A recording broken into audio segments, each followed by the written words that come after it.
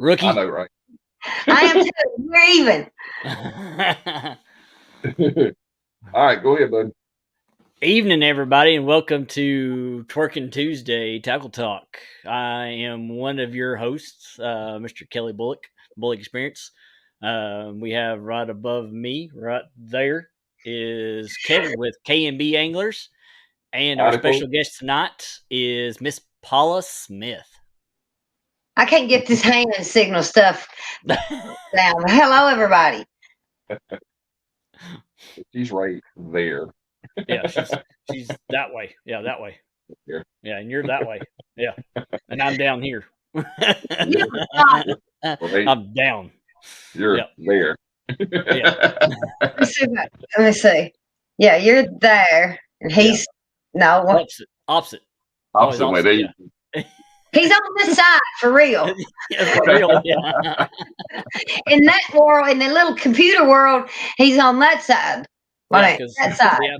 Well, Yeah. yeah, because see, I'm pointing the opposite direction actually to you. I know it's so crazy when you get on here. You get confused. It's like I got to get that light out of my eyes. So you go the wrong way. TV man. But Miss Paula, you know that I had you on here before, so you know how we did it before. But this time's a little different. We're going to go in more of a detailed background on you this time instead of just talking about your rods and your reels like we did last time. This time it's more of a talk BS kind of get to know you job. Yeah. kind of a getting to know you type of thing. Yeah. What you see is what you get. I am me. I mean, there's nothing different about it. If I seen you in person right now, I seen somebody day before yesterday. It's the first time I'd been in Walmart's since last year. I mean, that's I'm just now starting to get out. Of course, I'm only American with a mask on still, and some guy come around. He said, "Oh, look, it's the catfish lady." And I thought, "Oh my God, who is this? Who?" I didn't recognize him. He said, "Do y'all have anywhere that y'all go swimming?" He said, "I live close to Mason's, and this is how we are here in my little part of the world." I said, "Yeah, we got a private creek that runs right through our land." I said, "If you'll just turn on our road and just go to the dead end and you'll see a little road that goes through a field, go down there. Won't nobody bother you." I don't even know who the heck this person was. So I don't know. I may have made a mistake. I don't know. Probably. Later on, yeah. Well, he knew me, so I figured, well, he can't be too bad. And then again, he could have been an axe murderer. I don't know. Yep, you're right. Nowadays, you don't know. That's unfortunate. Yeah, you really don't. Ain't that the truth? We had our little community has been in a pickle. We've had two. One boy that graduated high school last week committed suicide yesterday, and then the beginning of the week, another boy committed suicide. It's like, my God, what is going on? Mm-hmm. And I don't know who all's on, and I don't want to hurt anybody's feelings, but I'm not going to hold back. Put God back in the schools. You know what I'm saying? Oh yeah. I mean, anything in any aspect, honestly, because I mean, this world is. I mean, you're hearing it every day. It's starting to be more of a wicked world. Oh, it's very wicked. I've got two grandkids coming up, and that's my biggest fear is for them. And it, like you hear on TV now, pray for our kids in school. Well, you want us to pray for them, but you don't want God in school. Yeah, you don't want prayer. You don't want prayer in school. Yeah, you want to take prayer and all that stuff out of school, but you want us to pray for them.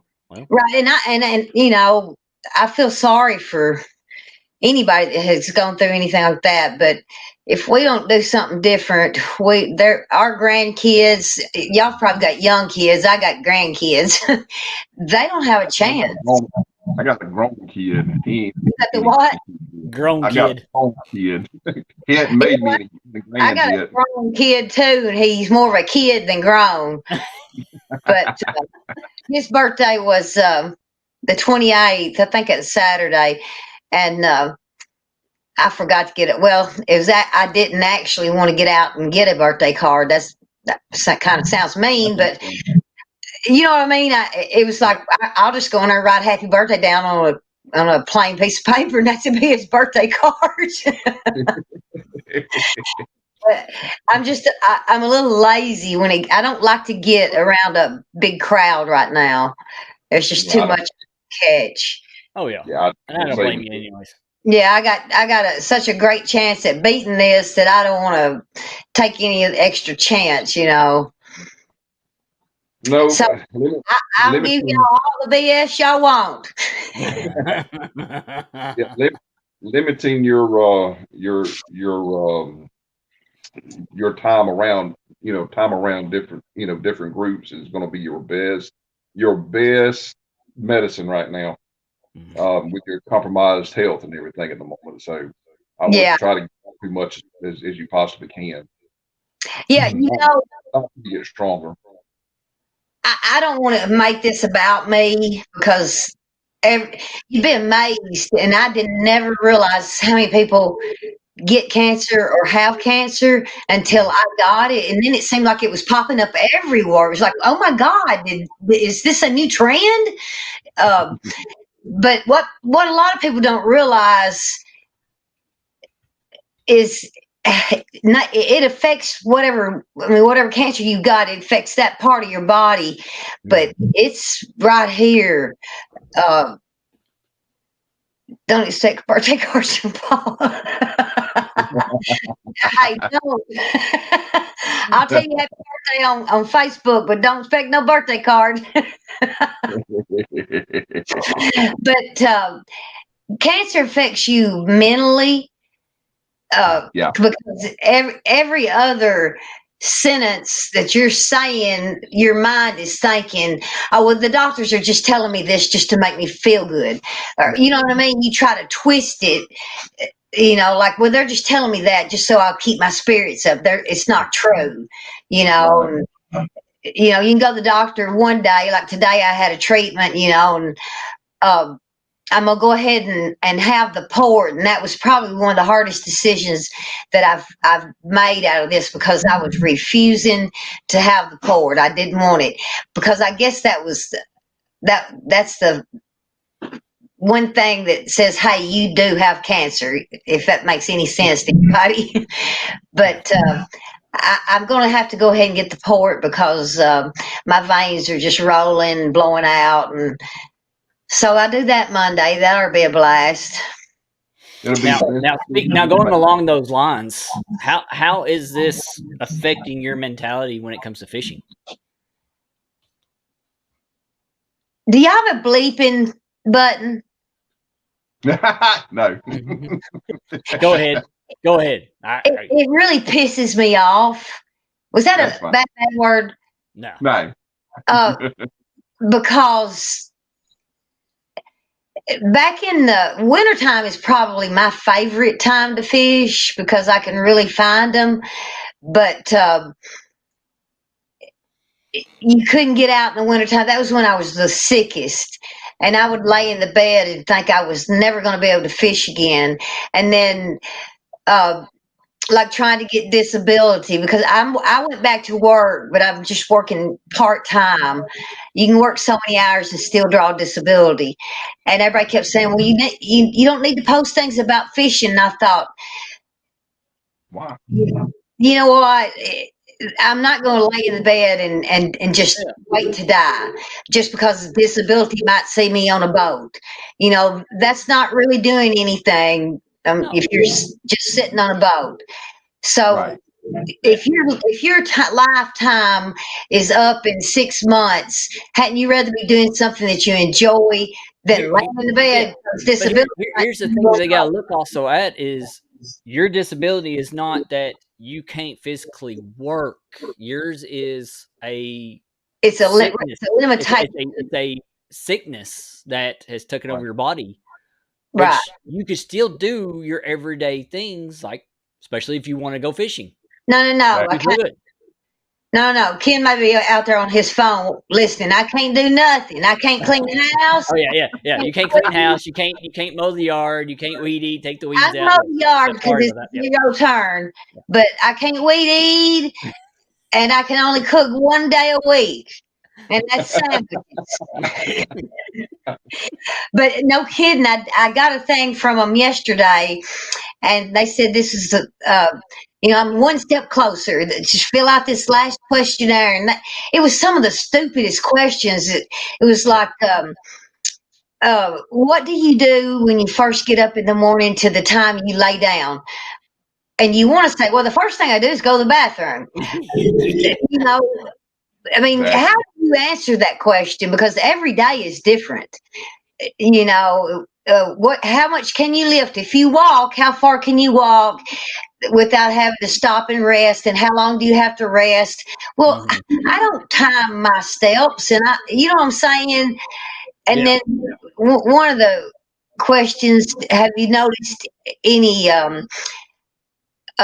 new fears or anything? And I said, yeah, I'm afraid of dying.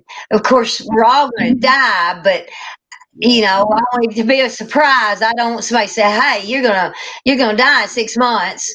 Right. That I thought, what stupid questions are these? Why don't they answer their own questions and then maybe they'll change them? But Well, I'll tell you this. Speaking along those lines, the day that Pop went into the hospital, he actually passed away on the 17th of November, and the November 16th, which was a Tuesday, we were actually going. He had cancer. All right. I don't know. A lot of people actually didn't know that, but he had cancer. He had just been found out he had cancer, and we were actually going that morning to Augusta, to the hospital, to have it typed to figure out what sort of stage, rather, what stage he's got, what was he in. And then he actually in other words, we never made it to the hospital. He got extremely sick. He went septic, and we rushed him to the hospital. They flew him to Augusta. So I guess he did make it to the hospital after all. But and then 5:30 on November 17th at 5:30 in the morning, he took his last breath. So with that being said, what you just talked about, not wanting to know, he actually dodged that bullet. yeah, So that can affect you more, I think, mentally, you and your family more mentally than if you didn't know, that you just took it step by step. You kept the faith, you kept you kept your prayers going, your prayer, vigilant going, and everybody was upbeat with you, and which I tried to be with Pop after he found out, he had cancer. yeah. So I'm with you on that 100%. Don't tell me I've got 6 months. Don't tell me I've got maybe 2 to 4 years. Let me live my life, and let me live my life to the fullest until I can't do it anymore. You know what I mean? And I probably represented what I said wrong. I want to know the truth. Don't sugarcoat nothing. And I told them from the very get go, don't sugarcoat it. Tell me like it is, and then we're gonna figure out. We're gonna come up with a plan, and then we're gonna beat this. That's just me.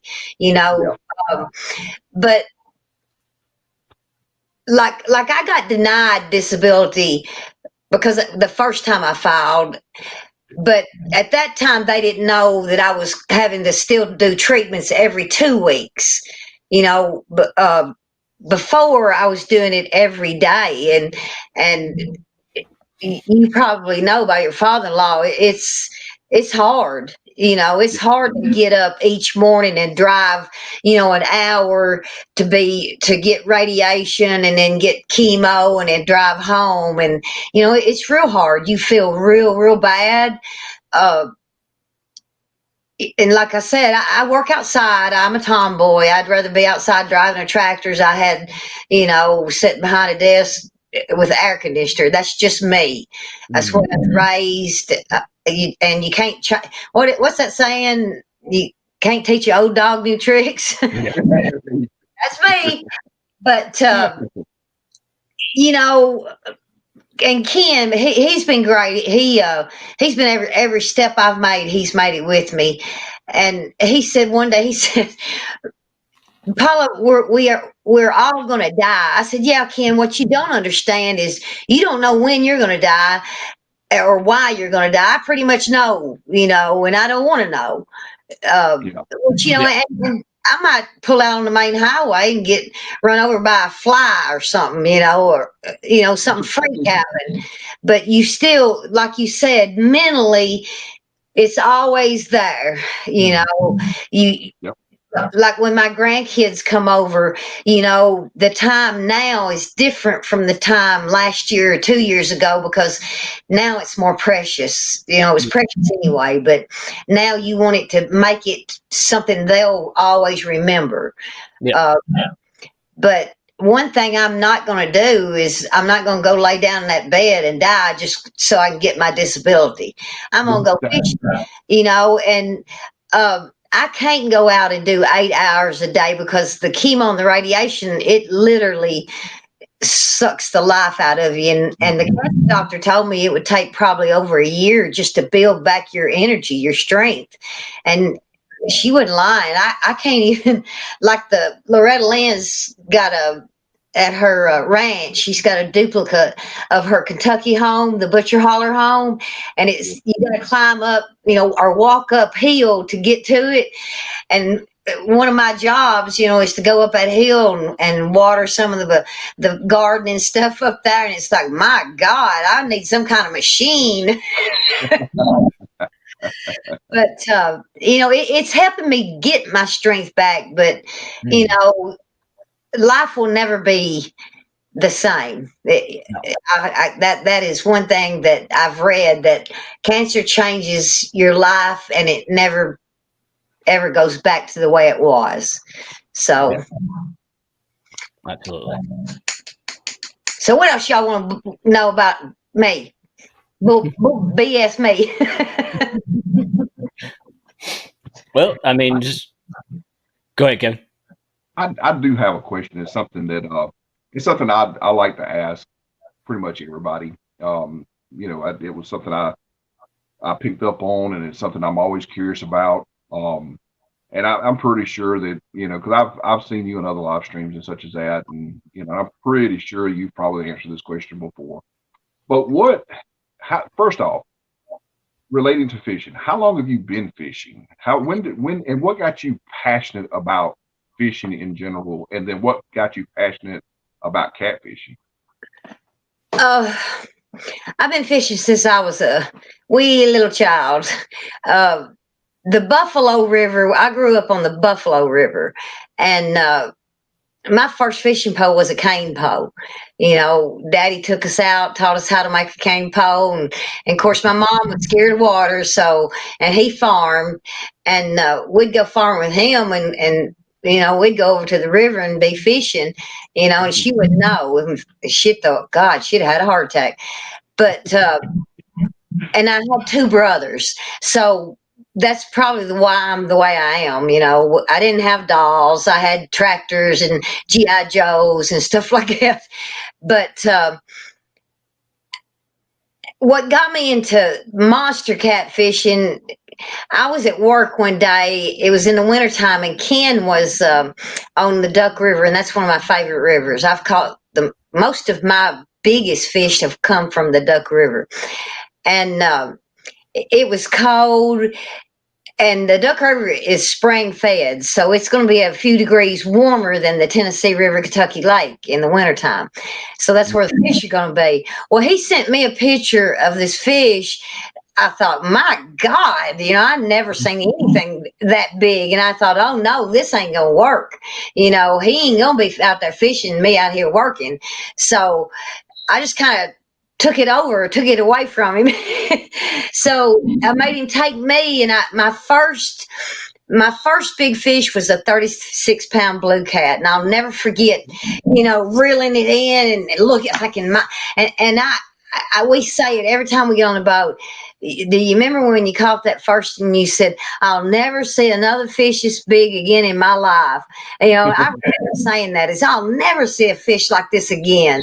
And now if you catch one that's 30 pounds, it's like, man, they ain't big enough, you know, or it's just 30 pounds, you know, and I don't mean that by any disrespect by that, but No. you know, I set these expectations when I go. Yeah. I'm going for that 100-pounder, and I'm going to get that sucker one of these days. You know, I love it. There's just certain things for each and every one of us that attracts you, and fishing, it grabbed me, and I mean, it's never let me go, and I'm not going to let it. There you go. Was there any other parts to that? No, you answered my question. Yep. That was Yeah. that's what I wanted to know. Like I said, I'm pretty sure we've made that statement before, you know, but it's just something I like to ask, and it kind of, I think I know it does me, and I think it does the rest of the people that know you only from maybe YouTube or in the live streams and such, you know, when you're in chat such as that, it kind of helps to get a more personable note of what brought you into the fold, so to speak. Yeah. And it's something that I just like to ask. Yeah. And, you know, I think one of the biggest mistakes that, and I'm not going to speak for everybody in the catfishing world, I'm going to speak for Paula and her little world. One of the biggest mistakes that I could make is forgetting the basics. Mm-hmm. You know, oh, I got this big boat now. Oh, I've got all these electronics now. You know, don't ever forget your basics.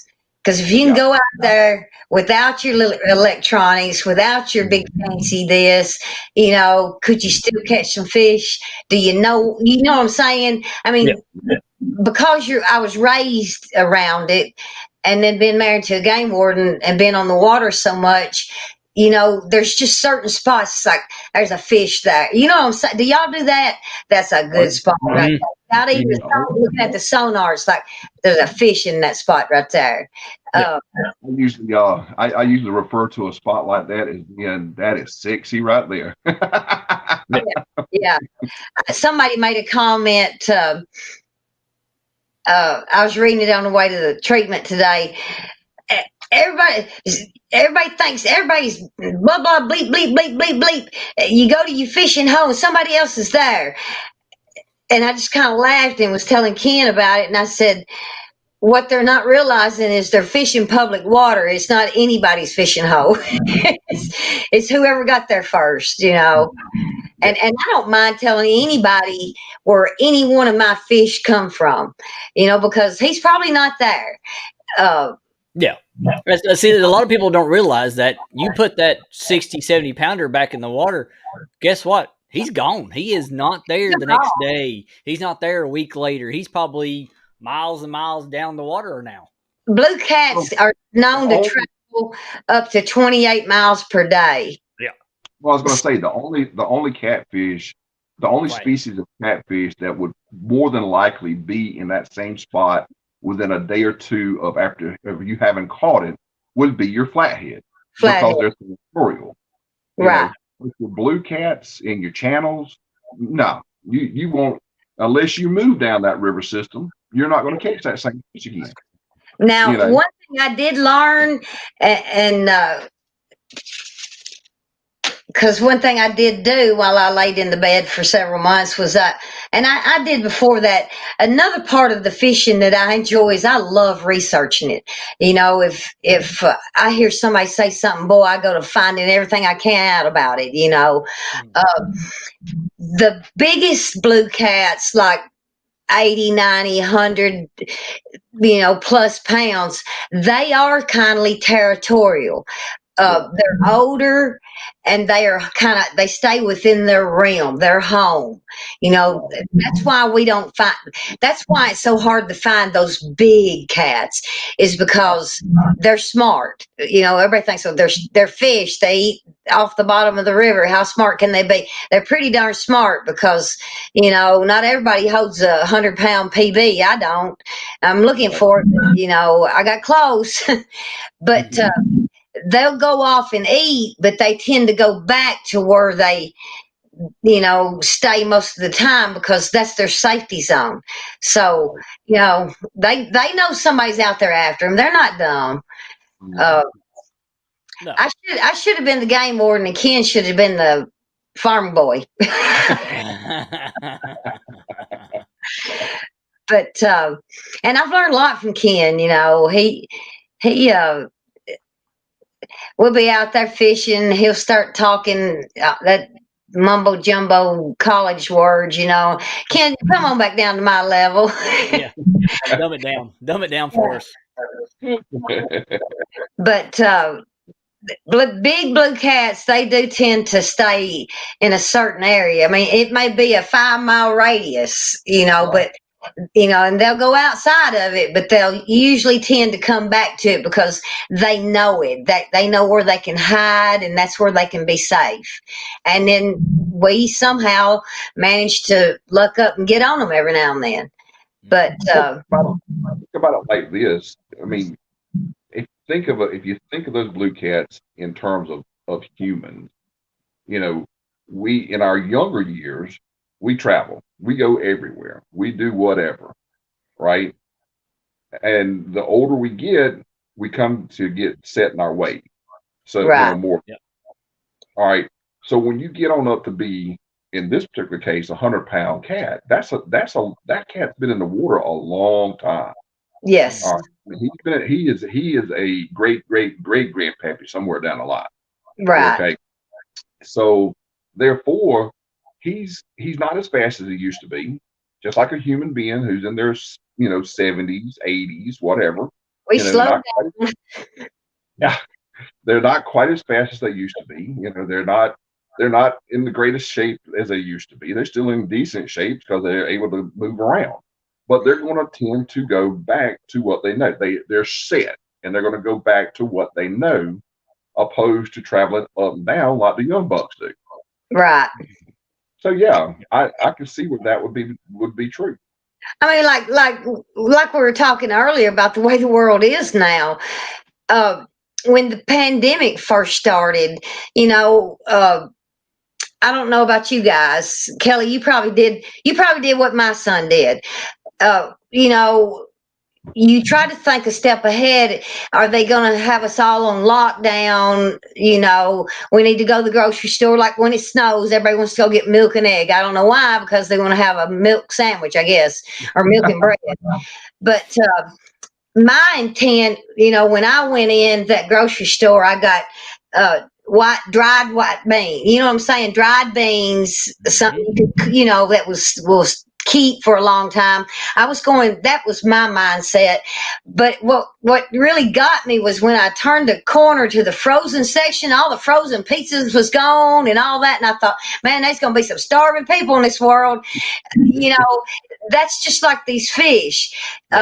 They know. They know the weather. They know the weather, what's coming along. They know what they need to do. They know the migration of their food.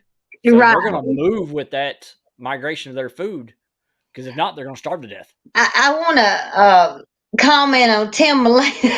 He said, I found the right man. Who else could handle my intensity? Probably nobody.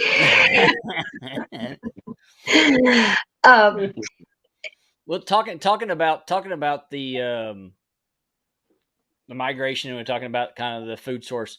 What have you been seeing lately with the change in the weathers, the temps and stuff that we've had, the crazy weather we've been having? Have you been seeing any pattern changes? Yes.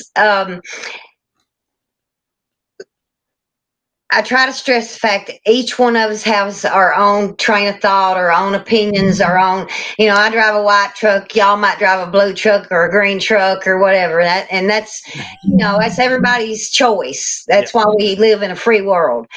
I believe in global warming. Our fish have went on spawn or have been on spawn on bed for 2 weeks early. The water temperature on the Tennessee in my area was in the 80s a week and a half ago. So they're 2 weeks, we're 2 weeks ahead. Mhm. So, I've seen a whole big change. Believe it or not, Paula, my fish in my local waters have been on spawn for a month. See, things are different this year. Yeah. The last 3 or 4 years, we've been under a flood every winter and spring. Coming out of winter, we're in flood zone. This year, a week ago, we had no current on the Tennessee River, absolutely no current. And then they have changed the I don't know if it's a law or what, but TVA's changed the water level for summer pool was 359 and now it's only going to be 358. That's going to mess everything up. You got to start from scratch again. These fish know this. These fish know there's something different about, the water level, there's no current. Well, they ain't going to be moving around, no current moving around because we all know blue cats like that current. Yeah.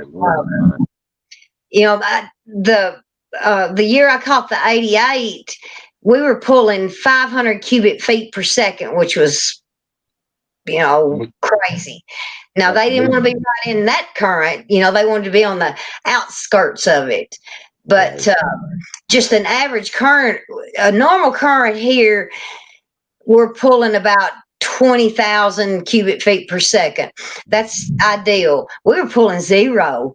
We'd get out there and be like, we're not moving. You didn't even have to run your trolling motor. It's like, we're not moving. Somebody start paddling or something. Yeah. Well, see, up here, they've shut down the Wolf Creek Dam. They're not pushing no water at all. It's like, I think it's like 1,000 something. Like barely nothing. It's completely down. So, but now, have y'all noticed? Maybe it's just me. I don't live on Facebook. I don't live on my phone like my husband would say. But there's been a lot of records broken this year. Yep. Yes. Have y'all noticed that? Yep. And this past weekend, I know there were at least, if I remember correctly, there were at least 2 state bass records broke. Yeah. There was at least 1, if not 2, blue cat state records broke. And I think a flathead. Do what?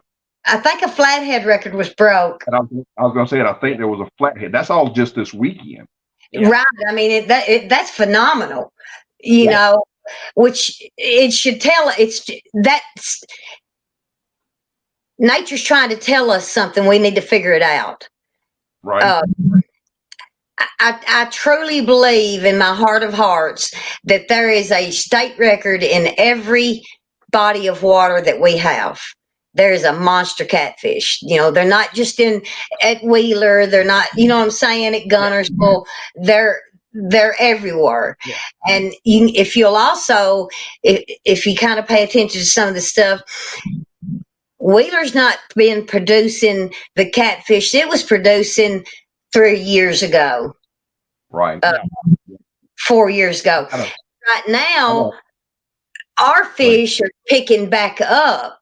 As far as weight or size, it's starting to pick back up. The bass are coming back. But forever, we had no grass, no milfoil. There's so many factors that factor into fishing, and if you can get crazy with it.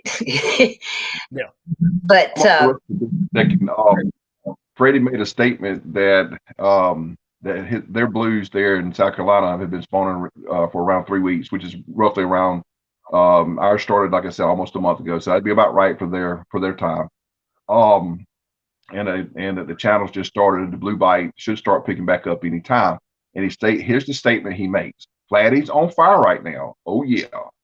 So here's my statement in reply to that, Freddie. I will be seeing you soon, son. I will be seeing you soon. Yep.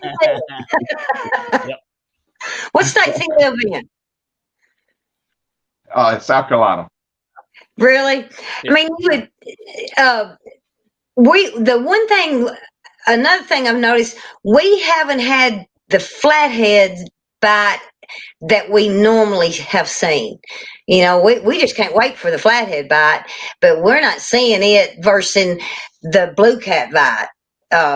It seems like the blue cats are more prominent, and right now this year than they have been for the last 3 or 4 years, and the flatheads have just took a nosedive. But I kind of want to blame myself for some of that, because when I first started fishing and pulling out all these big, fish, and was posting it and then doing lives and stuff. I mean, I don't have no secrets. I'll tell everybody everything. Like I said, most of my big fish come off the Duck River. Well, now when I get on the Duck River, there can be two vehicles parked in the parking lot, but if I come back down and pass the ramp, there's 50 vehicles, and dang, if you don't look behind you, there are 50 boats coming up behind you, just puttering right along, they're not following you, but they're there. Yeah. So, and they're putting out trot lines, limb lines, and I personally wish, I know a lot of people do it for fun. I just don't think that's fishing. Fishing is get your rod and reel out and learn to catch a fish. Yeah. Pulling I know the excitement of following that trot line is probably fun, but you didn't fight that fish. You didn't. I'm just, and I guess one of the biggest reasons, excuse me, is because when you're going down through there and you see limb lines, or you've hung on to something, and you start your boat and back up to unhang it or whatnot, and here you come reeling in a trot line from 5 years ago. If people would do it correctly, it probably wouldn't bother you as bad. But I ain't gonna lie, if I see a limb line and it's just hanging there, snip, snip, trot line, snip, snip. Yep. Don't I've done it a few times too. Don't snip it too quick. Pull the line up. If it's got a hook on it, Yeah. and the hook still looks good, snip the hook off of it. Yeah, get the fish off first. Yeah, and it's sad because there's probably no telling how many record size flatheads and blue cats that are caught on trot lines. Yeah. Mostly trot lines in my area. And I think they're allowed to be 50 foot long. Well, if you start at one bank and go 50 foot and then go on the other side of the bank, come 50 foot, there ain't but a little narrow gap, So I really dislike, I don't have anything against commercial fishermen, as long as they're doing it correctly. Everybody has to make a living, but I mean, who wants to eat a 50-pound fish? It's nothing but fat. Yeah, I'm going to go ahead and say this: a 50-pound, a 50. Well, I'm not going to say 50 pounds. It's a 40-pound cat. It was a blue cat. It was one. It was, and I hate to say it the way I'm going to say it, because this was way before we started. Pop and I started fishing and learning CPR and all that, and learning about pay lakes and such as that. But Pop had caught a 40-something pound blue cat out of a pay lake that was up in Atlanta where he lived at the time. And what you catch, you keep. All right. So what he did was he took it home. He, put it up, made a hook outside, just like you would a deer, hanging a deer.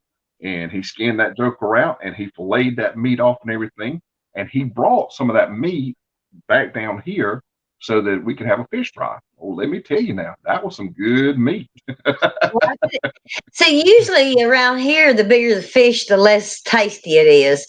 Well, what it is that with any fish, not just cats, but in general, but with any fish, that bloodline, that red line that comes straight down the center of that fish, that's what carries all the toxins, and that's how they get rid of all the toxins and the pollution and such as that they're constantly in. Right. That's where the bad taste comes in, and it's more, and obviously the bigger the fish, it's more pronounced. Right. So what you do is, and this was something that Pop taught me, what you do is that you cut that portion. You just take you take your fillet knife at a 45-degree angle, you come right outside of that red meat, or that red line, and you cut that joker out, on both, cut it at 45-degree angle on both sides, zip it out just like a zipper, clean that meat up real good, use just a little bit of lemon, after you get it filleted out or whatever. Use just a little bit of lemon and any seasoning that you want. And let me tell you, that's some good meat. It's a little flakier than your 20-pound cats or your 15-pound cat. Yeah. And it's actually real tasty. You're gonna. If you cooked it up with no seasoning, obviously it's not going to have much taste to it other than the fishy taste. But Right. it's not as fishy as if you leave that red bloodline in. And Right. that's where a lot of people don't like don't like catfish in general, because they say, oh, it's too musky, I can't taste, it's all I can taste is bird. They taste that red, taste that bloodline. Yep. Yeah. But Ken's big on the conservation, and I am too, but I'm super big on the contamination. Like where I told you that I grew up, the Buffalo River. There was a plant that was dumping their waste back in the 80s into the Buffalo River. Well, EPA shut them down. And there's still to this day a no consumption rule for the Buffalo River. That's 140 years ago. Right. Because mercury is a heavy metal. It sinks to the bottom and it don't go nowhere. So, and there's not that many fish on the Buffalo River, but the buffalo runs into the duck. The duck runs into the Tennessee. The Tennessee runoff is in 7 different states. Memphis is filled in the United States with the highest number of arsenic in the water. I mean, if you really go to researching this stuff, you think, my God, I don't even know if I want to touch this fish when I try to get the hook out of its mouth. We've got to start being, which goes back to global warming and saving the earth. We got to go back to trying to preserve the fish, our natural wildlife, our natural habitat for our children, our grandchildren, and their children, if we want them to have any kind of normalcy. But, we even have in the state of Tennessee, they'll put up signs that says, don't fish from point A to point C. Well, I hate to tell everybody, but them fish don't know where point A starts and point C stops. They're going to keep on going. But it says that pregnant women shouldn't consume fish from this area. I mean, if it's that bad, then the FDA needs to step in and have all restaurants have something stuck up on the door, like a HIPAA, some kind of, like nursing homes or hospitals, they've got a HIPAA law. Well, they ought to have something that says, beware pregnant women, you may be consuming contaminated fish if you eat fish. Now, with restaurants, and I agree with what you're telling me, don't get me wrong. With restaurants, most of the fish that are, if they're buying, and this is the key, if they're buying from legitimate sources, most of your restaurants that serve fish, most of your seafood type restaurants, they're not, as long as they're buying their fish from a legitimate source, they're not getting the quote unquote contaminated fish. These fish farm raised fish. All right, Right. they're clean. That's like, and of course, it's different from what I'm just saying is different from what I'm about to say. That when a lot of people ask me, because I fish Lake Sinclair a lot, and Lake Sinclair was a Georgia Power lake. That's who built that lake. Sinclair and Lake Oconee was built by Georgia Power, and it had a plant on the lake. It wasn't a nuclear plant. It was the coal. It was coal fed and everything. And so, but there was still a lot of runoff and such as that went into the lake. All right. Now, all the tests, since they quit, and for that plant down, the water's been tested, and a lot of and there's serious toxins in that lake. I mean, that's a given, which means because it's a river fed lake, so there's also toxins that are coming into those lakes, in those two lakes. But the toxins aren't as predominant as they used to be, like you said, back in the 70s and 80s, whenever all the runoff was going into the lake. Okay. With that being said, a lot of people will ask me who watch my videos, because like I said, that's the majority of where I fish. Why aren't you keeping those fish? Why aren't you, that looks like a great fish fry. I don't have to keep those fish. I don't necessarily want to keep those fish. Not so much because I feel like that it'll hurt me or anything. I've ate fish out of there. I mean, that's no biggie. After I did my research, of course. But I have a pond. You guys have seen the catfish pond. I can go get all the channel catfish I want and have as big a fish fry as I want, and they're farm raised cats. Right. I don't have to worry about that toxin. You see what I'm saying?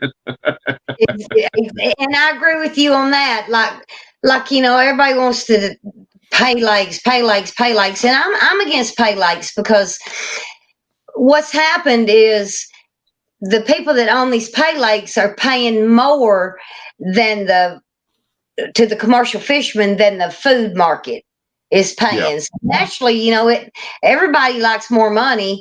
I'd like to have more money every day. I wish it'd fall out of the sky right underneath me. But I would have no problem with a pay lake if it stocked it with farm raised fish. But because there are people that don't, that live in the city. I've never lived in a city, so I'm sure it's boring as heck. Could take the kids to this pay lake and fish, as long as it was stocked with farm raised. They raised them there. Don't go steal them from their natural habitat and put them in there, because they're not going to survive. Yeah, they're not.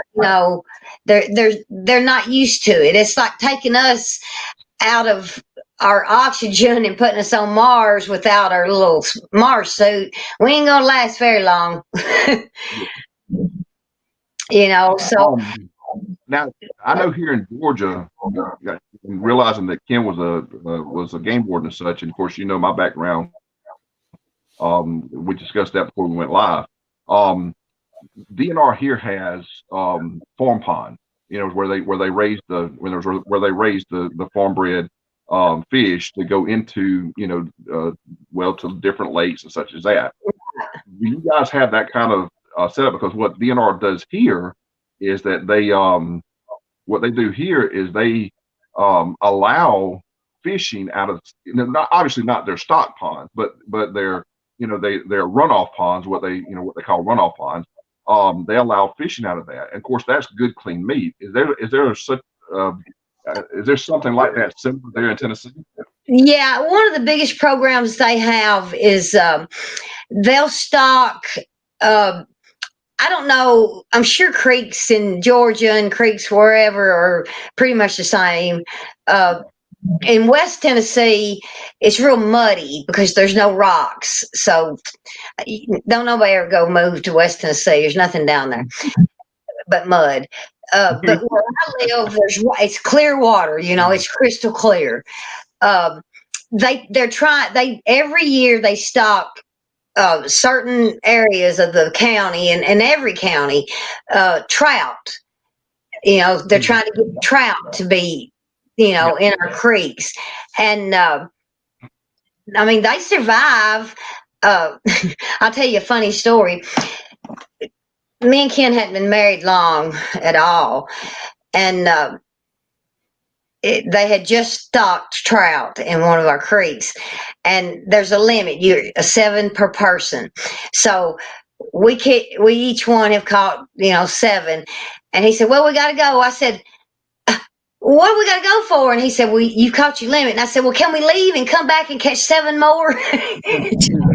I was always trying to find a way around that rule, but I know that they're doing that, and they're also trying to do some blue cat stocking, in areas that have seen a decline.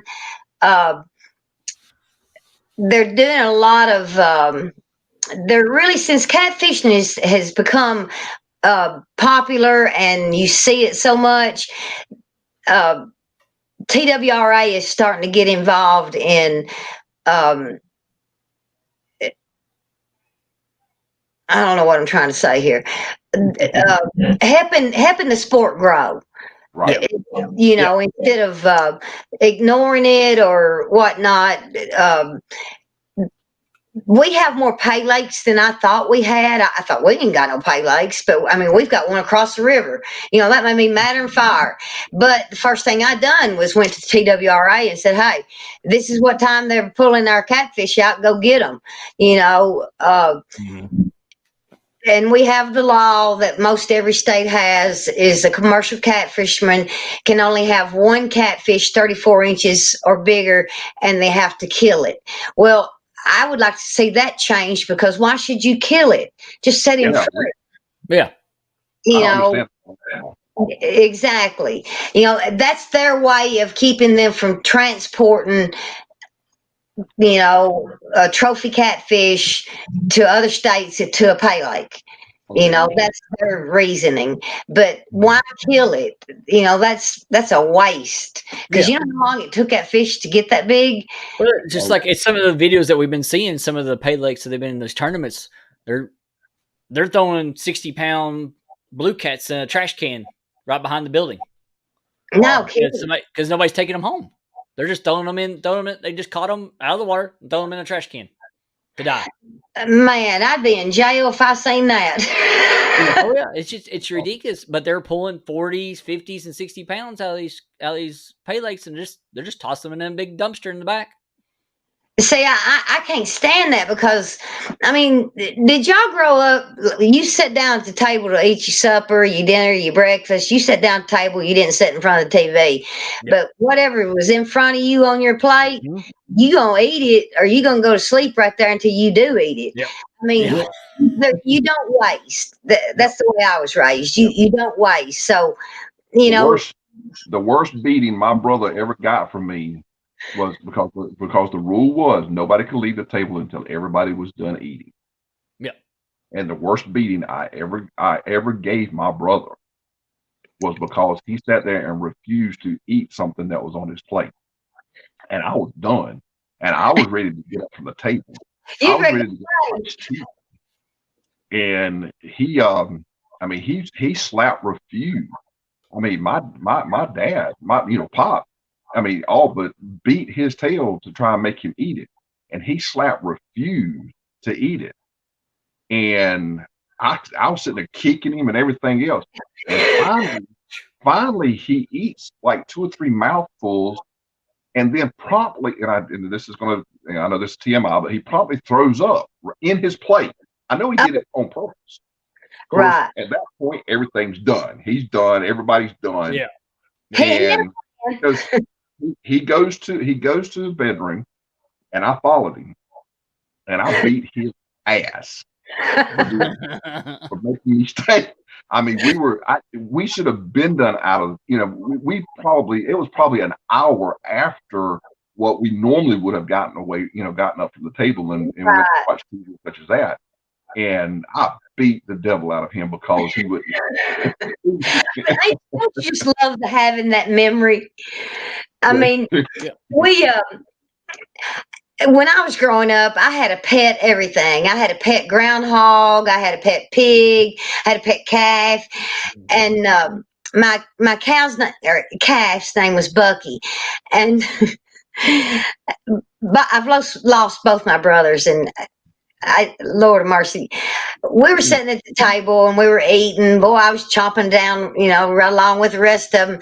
And my oldest brother, Herbie, said, "Boy, Bucky sure does taste good." And I mean, I just I just went middle on everybody, and I wouldn't eat for a long time. I wouldn't. I thought, y'all killed my hen Charlotte, or, I'm not eating that egg. It come out of the hen, or, bacon.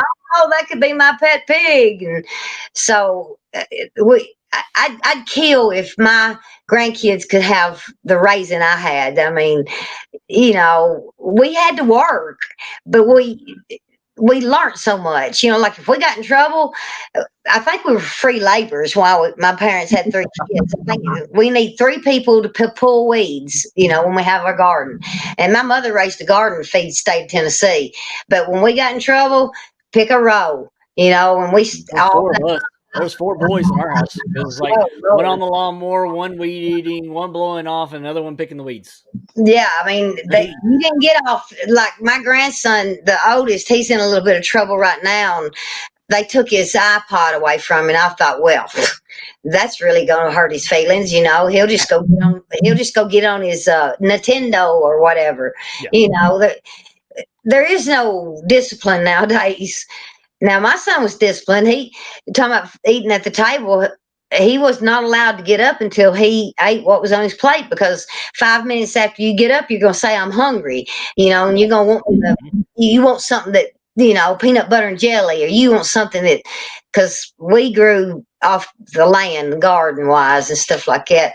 So we would get up and go on about our business, and Jerry had to sit at the table until, he ate enough that was, pleasing. Most time clean your plate.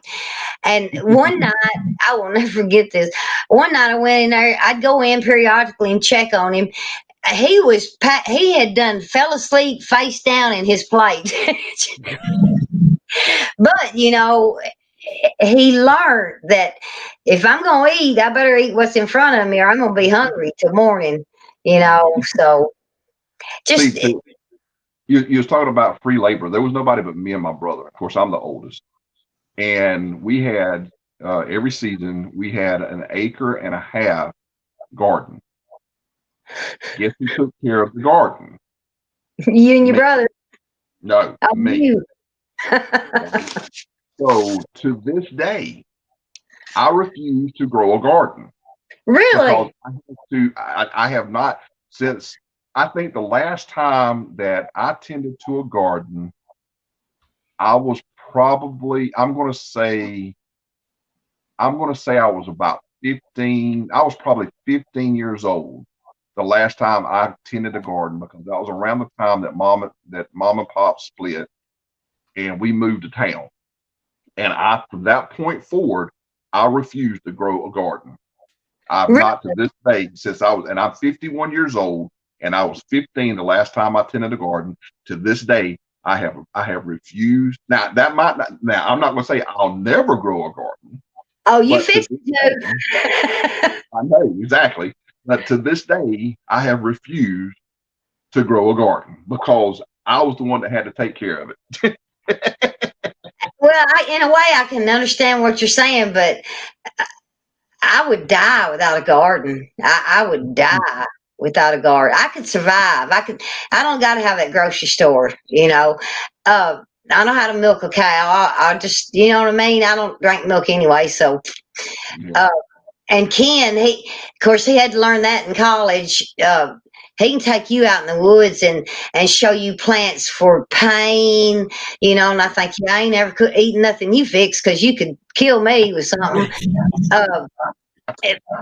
Things for headaches, things that'll heal sores. He knows all those plants. I don't know all of them. I know of some of them. But like right now, I've got baby squash probably that big. I can't wait till it's ready to eat.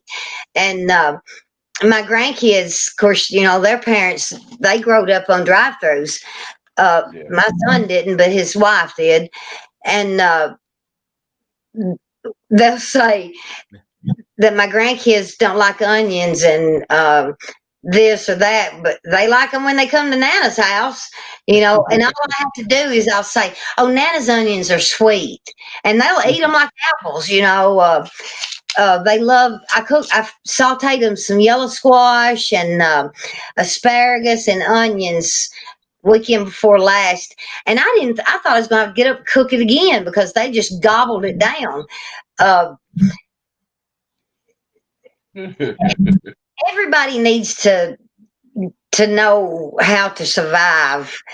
Now, I probably couldn't survive one night without air conditioning. Don't ask me to go camping in a tent on rocks. I could do it, but I don't want to. But as far as surviving, like I can hunt and fish. I can pretty much keep myself fed. Yeah. Well, see, and the way that we grew, you talk about being able to survive and such as that, because of the way that you grew up, and of course the way, and very similarly with the way that I grew up, with Pop and everything. I mean, we didn't go hunting a lot, but I went with him when he went hunting, and he shared, of course, obviously he shared his passion and his techniques for going out there and catching fish and such as that. But the thing is that and I'm pretty sure, Kelly, is with me on this, with the way that we grew up, being able to survive off the land actually gives us an edge over the younger crowds today, because they're not as many growing up the way we grew up. They, you throw them out in the middle of the woods and give them all you got to do is just give them a pocket knife and some string and tell them to survive for a week, and they will starve. Oh, Lord, yeah. Well, they won't starve. You know what they'll end up doing with the string, don't you? They'll end up hanging themselves on the string. I hate to say it, they'd cut the wrist because they wouldn't be able to hang it when it got dark. They'd be, I'll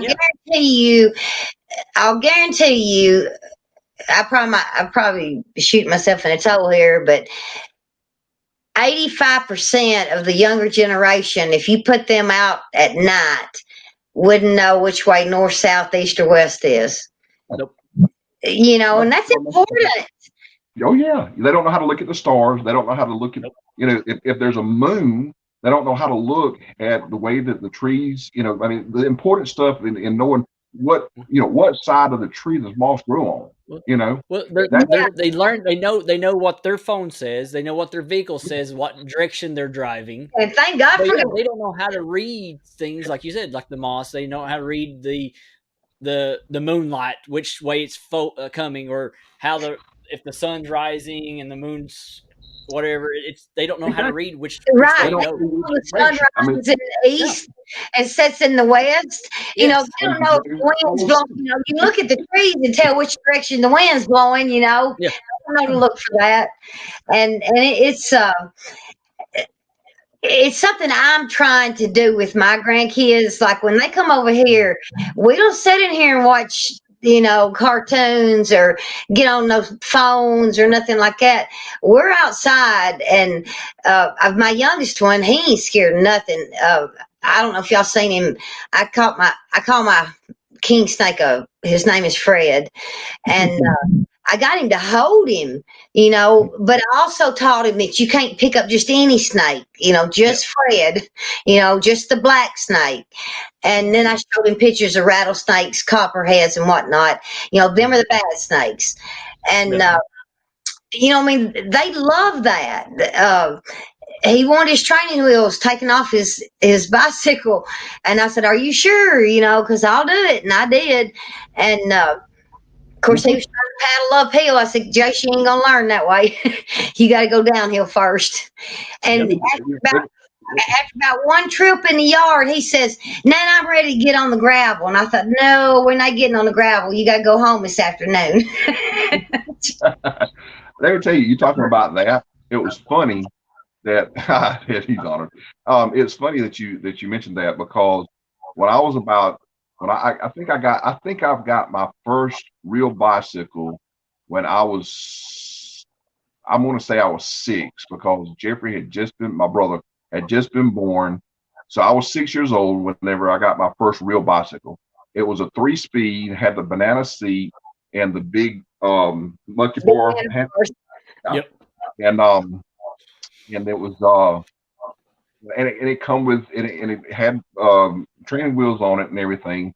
And basically, what made it so special and one of a kind was the fact that my aunt and uncle, my uncle specifically, basically restored this bike so that they could use it. They built this bike for me. Okay. Oh, wow. So I get it. I'm proud of it. 2 days.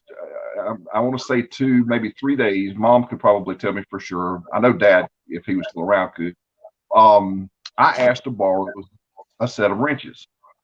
Now I'm 6 years old. Keep in mind, and I was given permission to get them, and I went out there and took the training wheels off my bicycle and started riding my bicycle. This is 2 or 3 days after I received this bicycle. And see, kids don't have the initiative to do that today. Okay. No. I wouldn't even know how to pump up a tire on their bicycle. No. They don't even know that air goes in the tires. Well, you know what they would? Here's the thing. They would probably put air in it, but they would use Daddy's air compressor that would put it in way too fast to blow it up, and now they run their tire. Right. You know that you can't use an air compressor to blow up your tire on your bicycle. Well, I'm not gonna lie. I'm not a mechanic. If in my truck, like if a little light comes on and says air pressure's low, it'll show you what tire it is, and I look at the other, 3 tires, and I think, oh, that ain't a big difference. I can ride with that. But I carried his bicycle down the shop, turned it upside down to get these training wheels off, and I got every wrench I could, trying to figure it out. Well, lo and behold, you just push these 2 little things in, and it pushes a little ball in, and they just slide off. They pop right off. And here I was going to just do major surgery on the bicycle to get these training wheels that's off. what we're used to. We're used to it. The training wheels are put on with a bolt on the outside and a bolt on the inside of it. And you got to take the bolt on the outside off. Yeah. Now you just push these little things, it pushes that button, they slide right off. I thought, oh my God, if we'd have had that growing up, we would have never made it home. We'd have been gone. Yeah. Mm-hmm. I mean, that's the way I grew up. I mean, I was gone anyways. You give me a bicycle, I was going down the neighborhood, and I left at 3 after about 4 o'clock in the afternoon after school. I was gone. I come home about 11 o'clock at night. Well, now I didn't stay out quite that late because I'm scared of the dark. But in my neighborhood, in the dark. But see, back then in my neighborhood, it didn't matter. I could stay out that late because my mom would have got 3 or 4 phone calls, say, "Hey, your son was here," or "Your son was here." Yep. So they knew exactly where I was at the whole time through the neighborhood. So, y'all probably don't even know what a party line is. Did y'all have a party? Yeah. Oh yeah. I mean, you got to think, I'm 51. So, I mean, I was a kid when this, obviously I was a kid when this took place, but my great grandmother and them, they had the party line. And the phone was with the way the house was, it was kind of in a central portion of the house.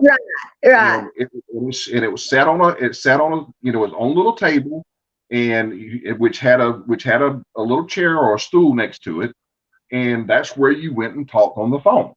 Yeah. And so what my earliest memory of that is, I don't know, I'm a kid, so I'm into everything. And I pick up the phone, and of course I'm listening to somebody's conversation, and I start conversating with these people, right? I got my ass in trouble for it, obviously, but I'm conversing with these people that I have no clue who I'm talking to. Yeah. Well, we had I think there was 5 people on our party line because we lived about like I live now in the middle of nowhere on a dead end road, and it would be and this was nowadays, I think girls start dating at 8 or 9. I don't know, but we didn't get to date till 16, and that you had to be on the double date. But if you had a boyfriend, you'd pick that phone up, and somebody'd be talking, you'd set it back down, you'd pick it up, they're still talking, and eventually you say, "Can I have my turn now? Or will y'all hush up?" But I didn't talk on the phone too much to boys. My daddy, woof, he didn't let boys come around too much. It was funny. We had, when I was growing up, it was I think I had my first date, so to speak, at I think I was 14 at the time, maybe 15. No, I was probably 14 at the time, and all it was, and I'm putting that in quotation mark, date in quotation marks, because I met the girl at the football stadium, and we watched the football, the game, and I received my first kiss during this time as well, and everything like that. But I had, I gave out several girls that I liked or liked me my phone number. Well, the funny part about that is, now my brother is 5 years younger than I am. So keeping in mind, I'm around 14, 15 years old when this is taking place. So he's, at this point, he's like 10, 11, right? Or 9 and 10, whatever. And so the phone would ring. Well, the thing is my brother, my pop, and I had the same inflection when we talked. We had the same deep voice, even then, obviously my voice got deeper over the years, but we still had that same inflection, so when we talk on the phone, because you got to think the phones they were crap back in the day, they wasn't as high tuned as they are now. So my brother would pick up the phone and they would think it was me. And he would sit there and carry on a conversation with the girls. And my dad would do the same exact thing. And then eventually, and of course, I would come in and I'd look at them and I'd be like, "What are you talking to?" And of course, they'd mouth out, Mary or whoever, and or Angie or whoever. And I'd be like, "Give me the phone," and they'd be like, they'd and they'd give me the phone, and I'd listen into the conversation. And just right from the get-go, I just go right back into the conversation with them and talk with them and everything. And they never caught on that there was 3 different people of differing ages talking to them. That they didn't set you up big time. Oh man, they thought it was. What gets me on those is you sit there and talking to somebody, and you hear somebody in the back going. You can hear them breathing, so they're sitting there listening to your conversation. I'm like, "Get off the phone! I'm talking." Yeah. Yes. Quit eavesdropping. Yes. Yeah. I want to bring up something. I'm kind of get back into fishing a little bit. Yeah. I'm sure everybody has. I'm not going to mention no names, but I'm sure everybody. I think it was last week, all the little bashing that was going on by a particular YouTuber. I'm not going to bring up anybody's name. And I'm not going to say, in my opinion or for me, catfishing, we are all equal. Yeah. Somebody's personal best may be 200 pounds. My personal best right now is 88, and somebody else may be 10 pounds. There's no difference between either one of us. And Right. that's what we need.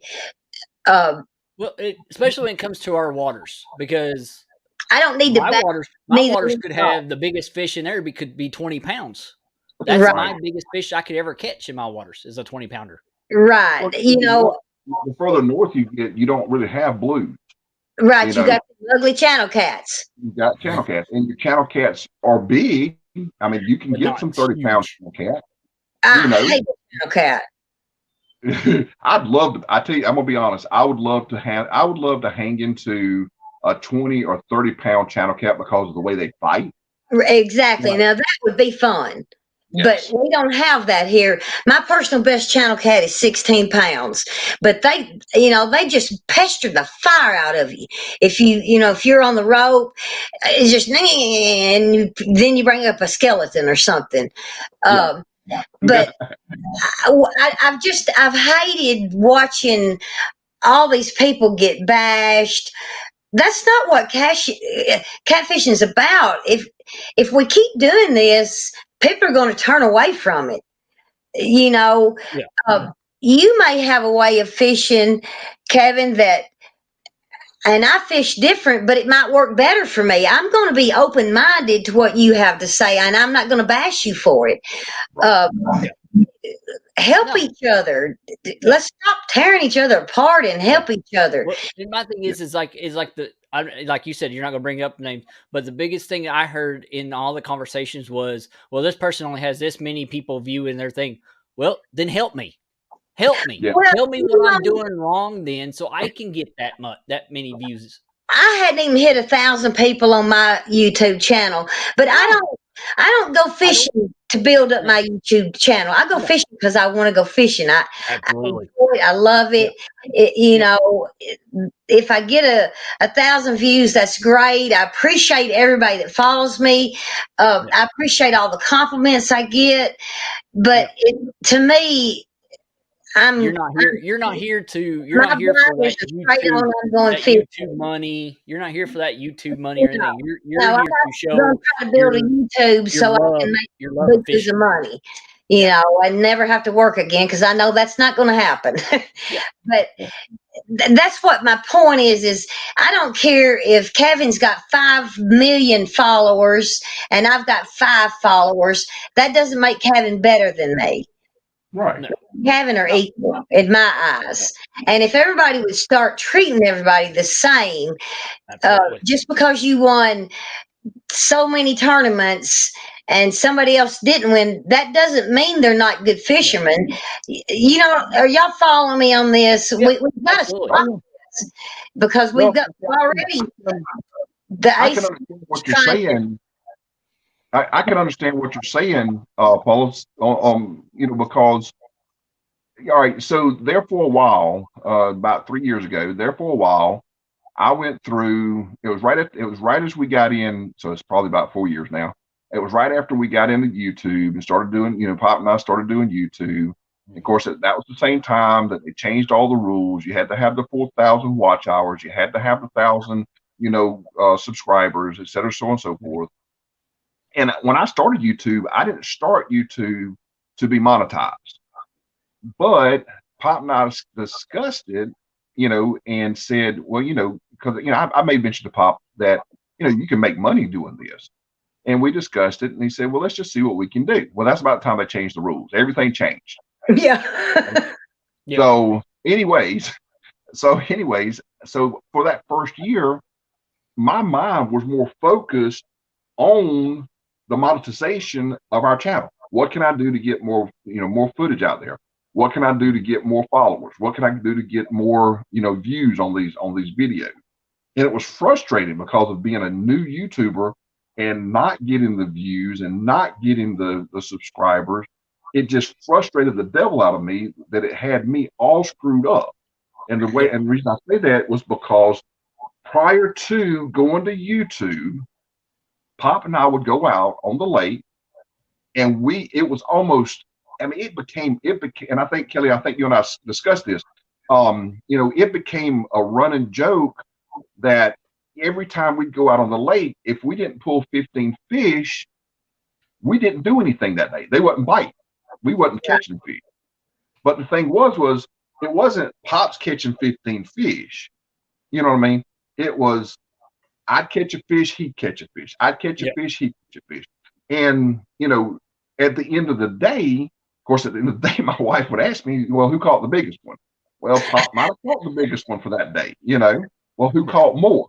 Well, I might have caught more for that day. You know what I'm saying? But for a while there, every other fish was being pulled in by me, me or Pop. Well, anyways, I get into YouTube. They change everything, completely up out of the blue. I've got my mindset on that. Pop's catching all the fish off the back of the boat, and it became a running joke. All right. But once that year was up, and I didn't get the 1,000 subscribers, I didn't get the 4,000. I still don't have 4,000 watch hours. Matter of fact, I told Kelly today, I looked at my watch hours. I only have 675 watch hours. But you know what? I don't care. I mean, yeah, I would love to have that 4,000 watch hours. Sure, I'd love to be able to get money for doing what I we were love. talking about it because he's got the numbers of subscribers and nowhere near the watch hours. Well, I don't have the hook set subscribers, whatever you want to call it, but I've got well over 5,000 watch hours. Mine's total opposite. Well, see, I've been stuck in the 700s on subscribers for forever, but I'm not going to let that bother me because I'm going to enjoy my fishing trip. You know, I'm not going to go out there and say, okay, what can I do to get somebody to make a good video to get more subscribers? Okay, let me jump off the boat or accidentally fall. I'm not going to go fishing to try to have a great YouTube video. I'm going fishing. You know, that's all it takes. I'm going fishing. You know, and I love to watch the videos that are real, and you can tell the ones that are real and the ones that are, you know, we've had to add all this to make it look good and all that, you know what I'm saying? Yeah. But if you're just out there fishing and you can see it in their eyes, their smile, welcome to my world, because that's pretty much any video you see of mine. That's what it is. I mean, I don't have all this editing stuff. I don't do editing. I've got a tripod, which I'm using right now for my mic, and my phone and a Bluetooth earpiece, and I'm going out fishing. That's it. That's all I have. There's no bells and whistles, lights, everything. I didn't do live streaming for the longest time, you know. So all I had, and of course, my computer, which I'm actually watching chat on right now, was, you know, it had and it's an outdated editing program at best, which I still use. You know, you're outdated. Somebody had to say it. Somebody had to say it with you, Kelly, because me and him in the same age group, so you better watch it. We may wind up with you. Is that I learned how to edit, and I enjoy editing. But like you said, I don't put when you've seen my videos, Paula, you've seen my videos. I know Kelly has. I mean, I don't put all the bells. About the only true bells and whistles that I put in my video is I have an intro, and I try to do it in such a way that, you know, it may not be right at the beginning of the video. It might be somewhere in the, you know, or after the first few minutes into the video or whatever. And I have an outro thanking everybody for watching. That's it. Right. I don't do all the crazy stuff. I don't, and I'm not going to mention names, but I know you guys are going to understand what I'm talking about. I don't put a weight on the end of my rods just so I have a bend. Okay, so I can make fun of somebody else who legitimately caught a fish and took a picture of that particular type, you know, bend.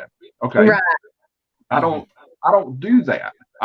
You know, when you see my thumbnails, it's a little creative, but it's simple. You know what I mean? And that's it. You know, but now that I've gotten more into live streaming, you know, trying to get back into live streaming, I should say, you know, that's straight up. I mean, you can't get more real than live streaming. Right. You know? Right. Well, we do have a question from the audience. And it's Mr. J-Dog. Mr. Jason wants to know, will Paula take the J-Dog challenge? I don't know what the J-Dog challenge is, but J-Dog needs to think about that real hard before he wants to challenge Paula at anything.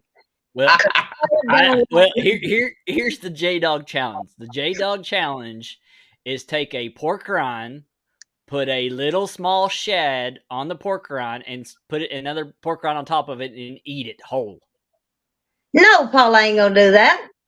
I ain't that damn hungry. Or bite the head off a shad. Nope. How much money? Nope. No money into it. It's just for the heck of it? Just for the heck of it. No, Paula's too old for that. Hold on. All right, so wait a minute. Let me ask you this. All right, is that you go and catch a piece of shad out of the lake or the waters that you fish and do this with, or can you use what's it the canned fish? What are they called? Sardines. Sardines. Yes, can you use sardines? I'll use sardines all day, baby. It's got to be live. It's got to be live.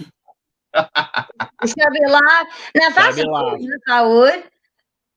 Yep. I mean, if it was the point, where you were starving to death, the only thing I don't think I would eat would be worm. I don't think I could eat a worm at all, a grub worm or anything like that. Ugh. But Paula needs to think twice before she challenges J Dog. You need to research Paula a little bit, J Dog.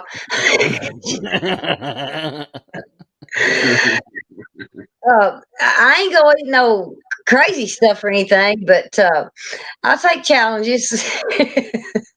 Well, if you've been watching quite a bit of what's going on in some of the community, is they have side bets. Yeah. So people have been wearing dresses. Some people have been wearing wigs and makeup and all that kind of stuff. I'm glad you brought up wigs. When they first told me I had cancer, and they went over the treatment and all this, and they said, you may lose your hair. And the very first thing that went through my mind, this is how spoiled we are in society. I didn't think of, I don't care how much this chemo is going to cost. My mind said, I don't care how much a wig costs, but I'm going to get a wig. But I did not lose the hair on my head. I lost the hair on my legs. And I kept all winter long, I kept thinking, oh boy, I don't have to get the lawnmower out this spring and shave my legs. But I catch big fish in my sleep. I do too, boy. You ought to see the ones I catch in my sleep, J-Dog. Well, he says that because him and his wife, Tara, caught 2 70-pounders back to back in the same week. I think I seen that. Yeah. Yeah. I think it was last week. It was either last week or the week before last. They went fishing pretty much all week and caught over 100 and something fish. Oh, wow. I just don't have the time. I would give anything if I had the time. I would be on the water 24/7 if that's all I had to do. But let me ask you this. How was it fishing with Lisa from Fishing Chick? Because I know you all had a little fishing trip not long ago. We had a good time. I could never really get her on a good fish because, like I said, we're 2 weeks ahead of ourselves. So, they were headed to bed or on spawn. Ken went with us a lot. Since I got the cancer, Ken has been on the boat with me for reasons of, safety, in case I black out or I get sick or whatnot. But I've been just so excited about the graduation day of when Ken's not on the boat no more, because he's so bossy. I've seen some of the videos. Oh man, do you ever see those exorcist looks I give him? Like, shut up, what I'm doing, Ken. I know. It's like what is it? Cyclops or whatever his name is from X-Men. It's like she turns around, beams are coming out of her eyes, like straight in his head. She's like, I just want to fry your head off. Yeah, and it's like, and he don't mean a thing about it. And I love fishing with him, but I'm a fish hog on my boat. If a pole goes down, I'm going after it. So with him on the boat, I had to swallow my pride and say, okay, I'll get the first one that goes down and you can have the next one. Unless it looks like a big one, then it's mine. That's Paula's thing is like, I'll get the first one, you get the second one, but if the second one is bigger than the first one, it's mine. It's mine. If that goes completely down, that sucker's mine. You get the third one. But I've been having to share that and without tripping him, or hurting him trying to get to the pole so I could get it. But which I'm joking mostly. We can have a blast when we go out. I'm still dying to come down there. I just y'all work have has so much been. fun. I've been dying to come down there Because when Tennessee had the velvet hunt, the first velvet hunt with a bow, I thought, well, I want to kill a buck in velvet. That's something different, something new. So the only people allowed to hunt out here is my son. So me and him got mad at each other because he wanted this section, I wanted to hunt this section. I thought, well, I don't know why I'm fussing with you. This is my farm, I'll tell you where I'm going to hunt. You stay the heck away from there. Anyway, we made agreement. He had his part and I had my part, and mine was just, you could see my house. And I just sat in a little chair, and it was hot and sweaty, and mosquitoes was out, and the last day, it was a 3-day hunt. The last day, that morning, I was after a 12 point, a monster I'd been watching. And my son was after one. He called him Knothead because he had a horn coming out here too. But he was like huge. The first day, I was on the opposite side, and his deer come out, and my deer come out behind him, and we made a deal with each other. You don't shoot my deer and I won't shoot your deer. So when those two deer come out and I seen that his was out, I don't know, my mother instincts just went to, because I mean, and it was a long shot. I knew it, but I knew they wasn't going to come across that field where I was at. I was going to try my best. And you know which one I pulled down on? His. My promise went out the window. And I got close enough that he jumped, and I messaged my son and said, I think I got one. I think I hit one. And he said, how many points did it have? And I said, I don't know. I tried to play dumb then. I didn't want to tell him it was his deer. But the last morning of the hunt, another buck hung out with my buck, and we called him Crab Claw because one side was a little messed up, one side was good. And mine always hung behind. He was smart enough to let somebody else go get killed, and then he could make his own way through. And I sat there and I waited, and he just, I mean, it's like he stared at me, but the other one come on out, and I waited as long as I could. So I shot. It was a long shot. I shot 60 foot and hit him right in the heart and dropped him right on the spot. And I called Ken and I said, I killed one. Come help me get it. And he said, well, let me drink my coffee. Let it run off and lay down and die. I said, it's already laid down and dead. It hit the ground when I shot. And I mean, he could have walked out the front door and walked 50 feet, and there it was. But that was a blast, I don't know what I got into deer hunting about, but anyway,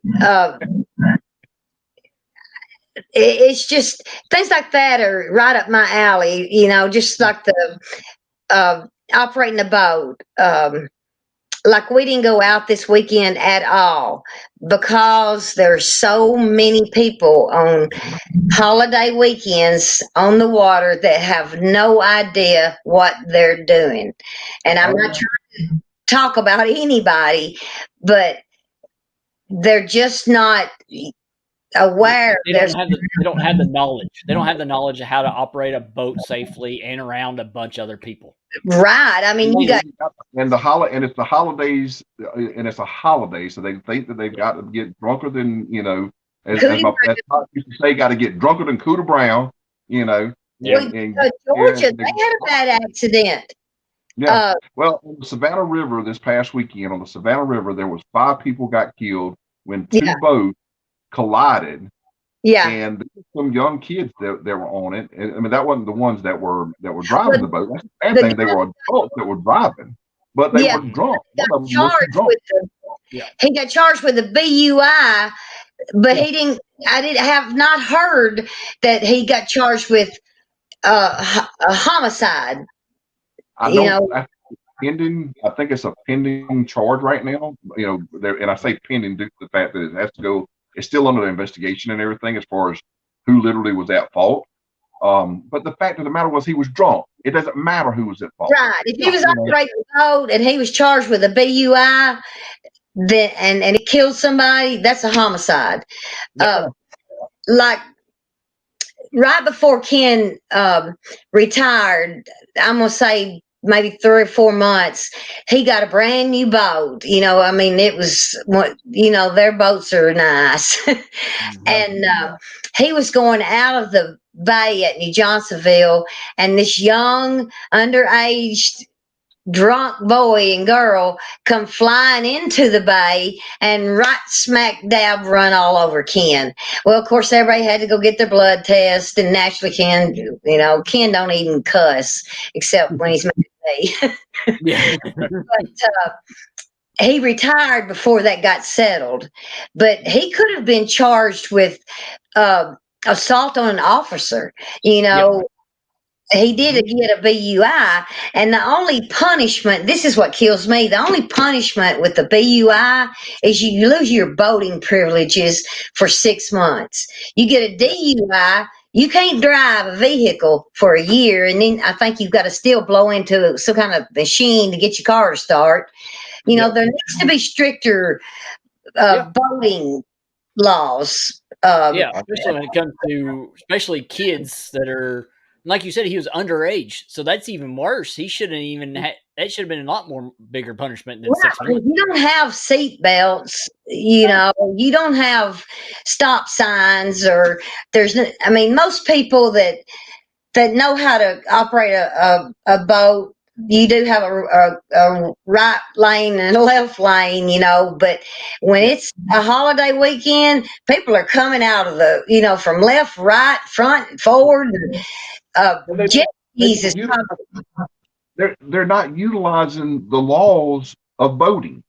There are laws. There are rules, regulations, and laws that have to do with boating. And one of those major laws and regulations, and it's a Coast Guard rule, is when you're coming out or going into or entering into a bay where you cannot see, or a cove in which you cannot see, or out of or coming into, you bump the horn 2 or 3 times. Yeah. Nobody does that. Or you get to that no wake zone, the last buoy, no wake zone. Yeah. When the fishing chick was down, there was a boat that just come flying in there, and I thought, did he not see the no wake buoy? I'm rocking and rolling trying to unload. A lot of them do see it, but the thing is, they'll let up on it 50 feet past the line. And They're coming in full blast, and then they'll pull back on the throttle when they're already 50 feet into the bay already, into that section. Or they'll pull back on the throttle just as they get to that wake buoy. It's like okay, the wake buoy is where I come back off the throttle. When I first started boating, I literally did not start boating until I got into fishing the lakes with Pop, 5 years ago. All right, I bought a boat so that he and I could go fishing on the lake, because all we had ever done, other than little ponds, with John boats, had been, bank fishing or pier fishing. Right. So I bought a boat. Well, the first thing I did was I read up on the boating regulations. I read up on what did I need for this boat.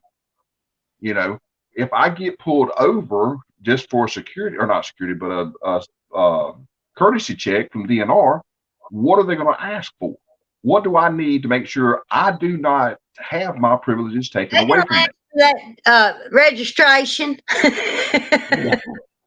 And so I literally read up on all this, and then I read up on how far are you supposed to come. When you're going into a new wake zone, how far back you cut throttle.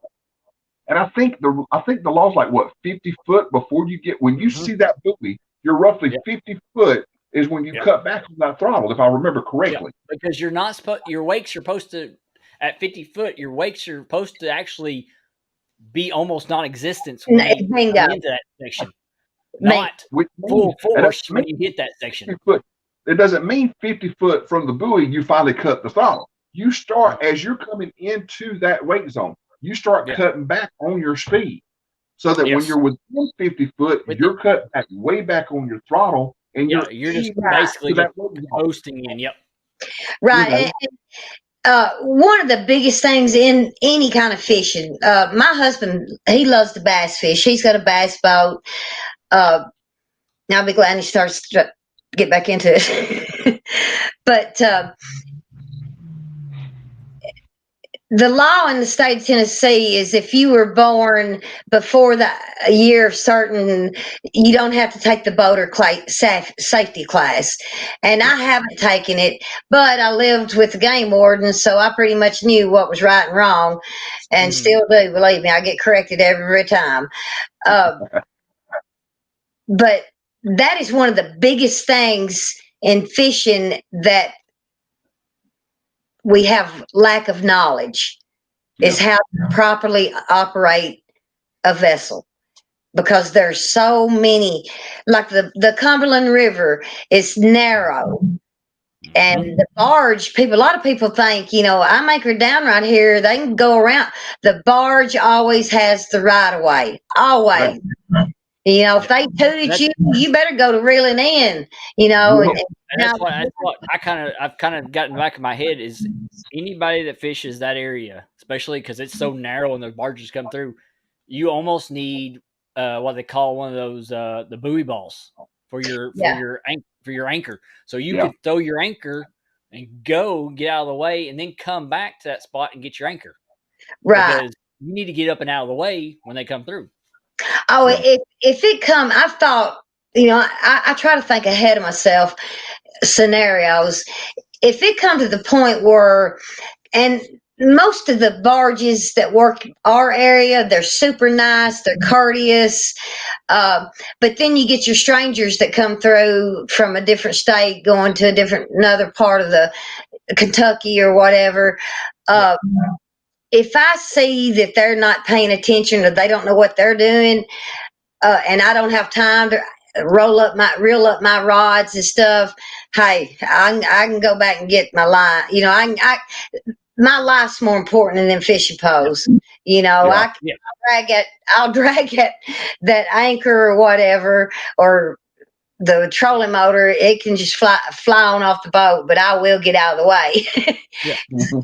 You just absolutely. respect. You have to show respect to your fellow boater, fishermen. Always remember the barges have the right of way, and don't get out there and drink on the water, because that's a whole different scenario than out here on the patio drinking. I don't drink, but y'all see what I'm saying. Water is unforgiving. Well, I gotta think about something. When you're on the water, all right, there's two things that are against you drinking on the water, on a boat on the water, regardless of whether you're the captain of the boat or if you're just a passenger on a boat. There's two things that are against you. Number one, drinking on a lake body of water will dehydrate you quickly. Right. Especially, all right. That's the first thing. That's the first thing that's against you right off the bat. The second thing that's against you is the fact that because you are trying to keep your balance and you're swaying already, it only enhances your what's it called, Kelly? Help me out here. Your equilibrium. Equilibrium to a certain point where you can't, you can't focus correctly. Right. I mean, one beer. Well, it depends on how much of a drinker you are, but say, for instance, 1 to 2 beer. One beer, I'd be wrecked on the side of the bank. I mean, that because it already. And also, you add the third one in there is if it's hot outside, that sunshine off the water. Yeah, is a mirror. You don't really about with your eyes. If you're drunk, you can't focus on nothing. It blinds you. You're done. Yeah. But that's what I'm saying. You get things up. I don't drink. I would say I don't drink, but I don't drink much. Okay. There's reasons for Well, you that. don't But drink in boat. I don't drink in a boat. I don't care if I'm a passenger in that boat or if I'm the captain of that boat. I don't drink when I'm on the water, period. Number one, I already know how it feels to be extremely dehydrated on the water because I've been there. Because I don't drink water enough when I'm out on the water. Number one, so I get dehydrated fairly quick. But I've been extremely dehydrated. And if you drink beer, why would I want to put something in my body that's going to cause me to be even more dehydrated when I know I'm going to be dehydrated at the end of the day anyway? And if you survive it, you're going to feel like crap. Why you want to do that? Yeah. Exactly. But it's Craig Morgan, the country music singer. Mm-hmm. That he has had a cabin here down below my house. We're 5 minutes from the lake, and his son had a boating accident. His son and a friend were out boating, and he got killed. And Ken said, I've asked him, and he said that was probably one of the hardest things he's seen throughout his career, was because the father never left, and and got on the boats and whatnot. And the younger generation, like, he has ski vest on, which most people think, hey, that's a life jacket. It'll help me stay afloat. I think it's 3-ounce buoyancy. It might keep you off the bottom about this much, enough that the sonar ain't gonna try to figure you out as much.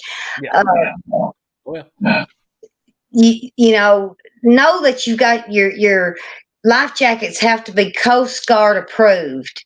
Yep. And if they have any you have to trash it. If they get a tear in it, you have to trash it. And there also, a lot of people don't realize this about a life jacket. There's a date on that life jacket, an expiration date, just like car seats for babies. Yes. Absolutely, same thing.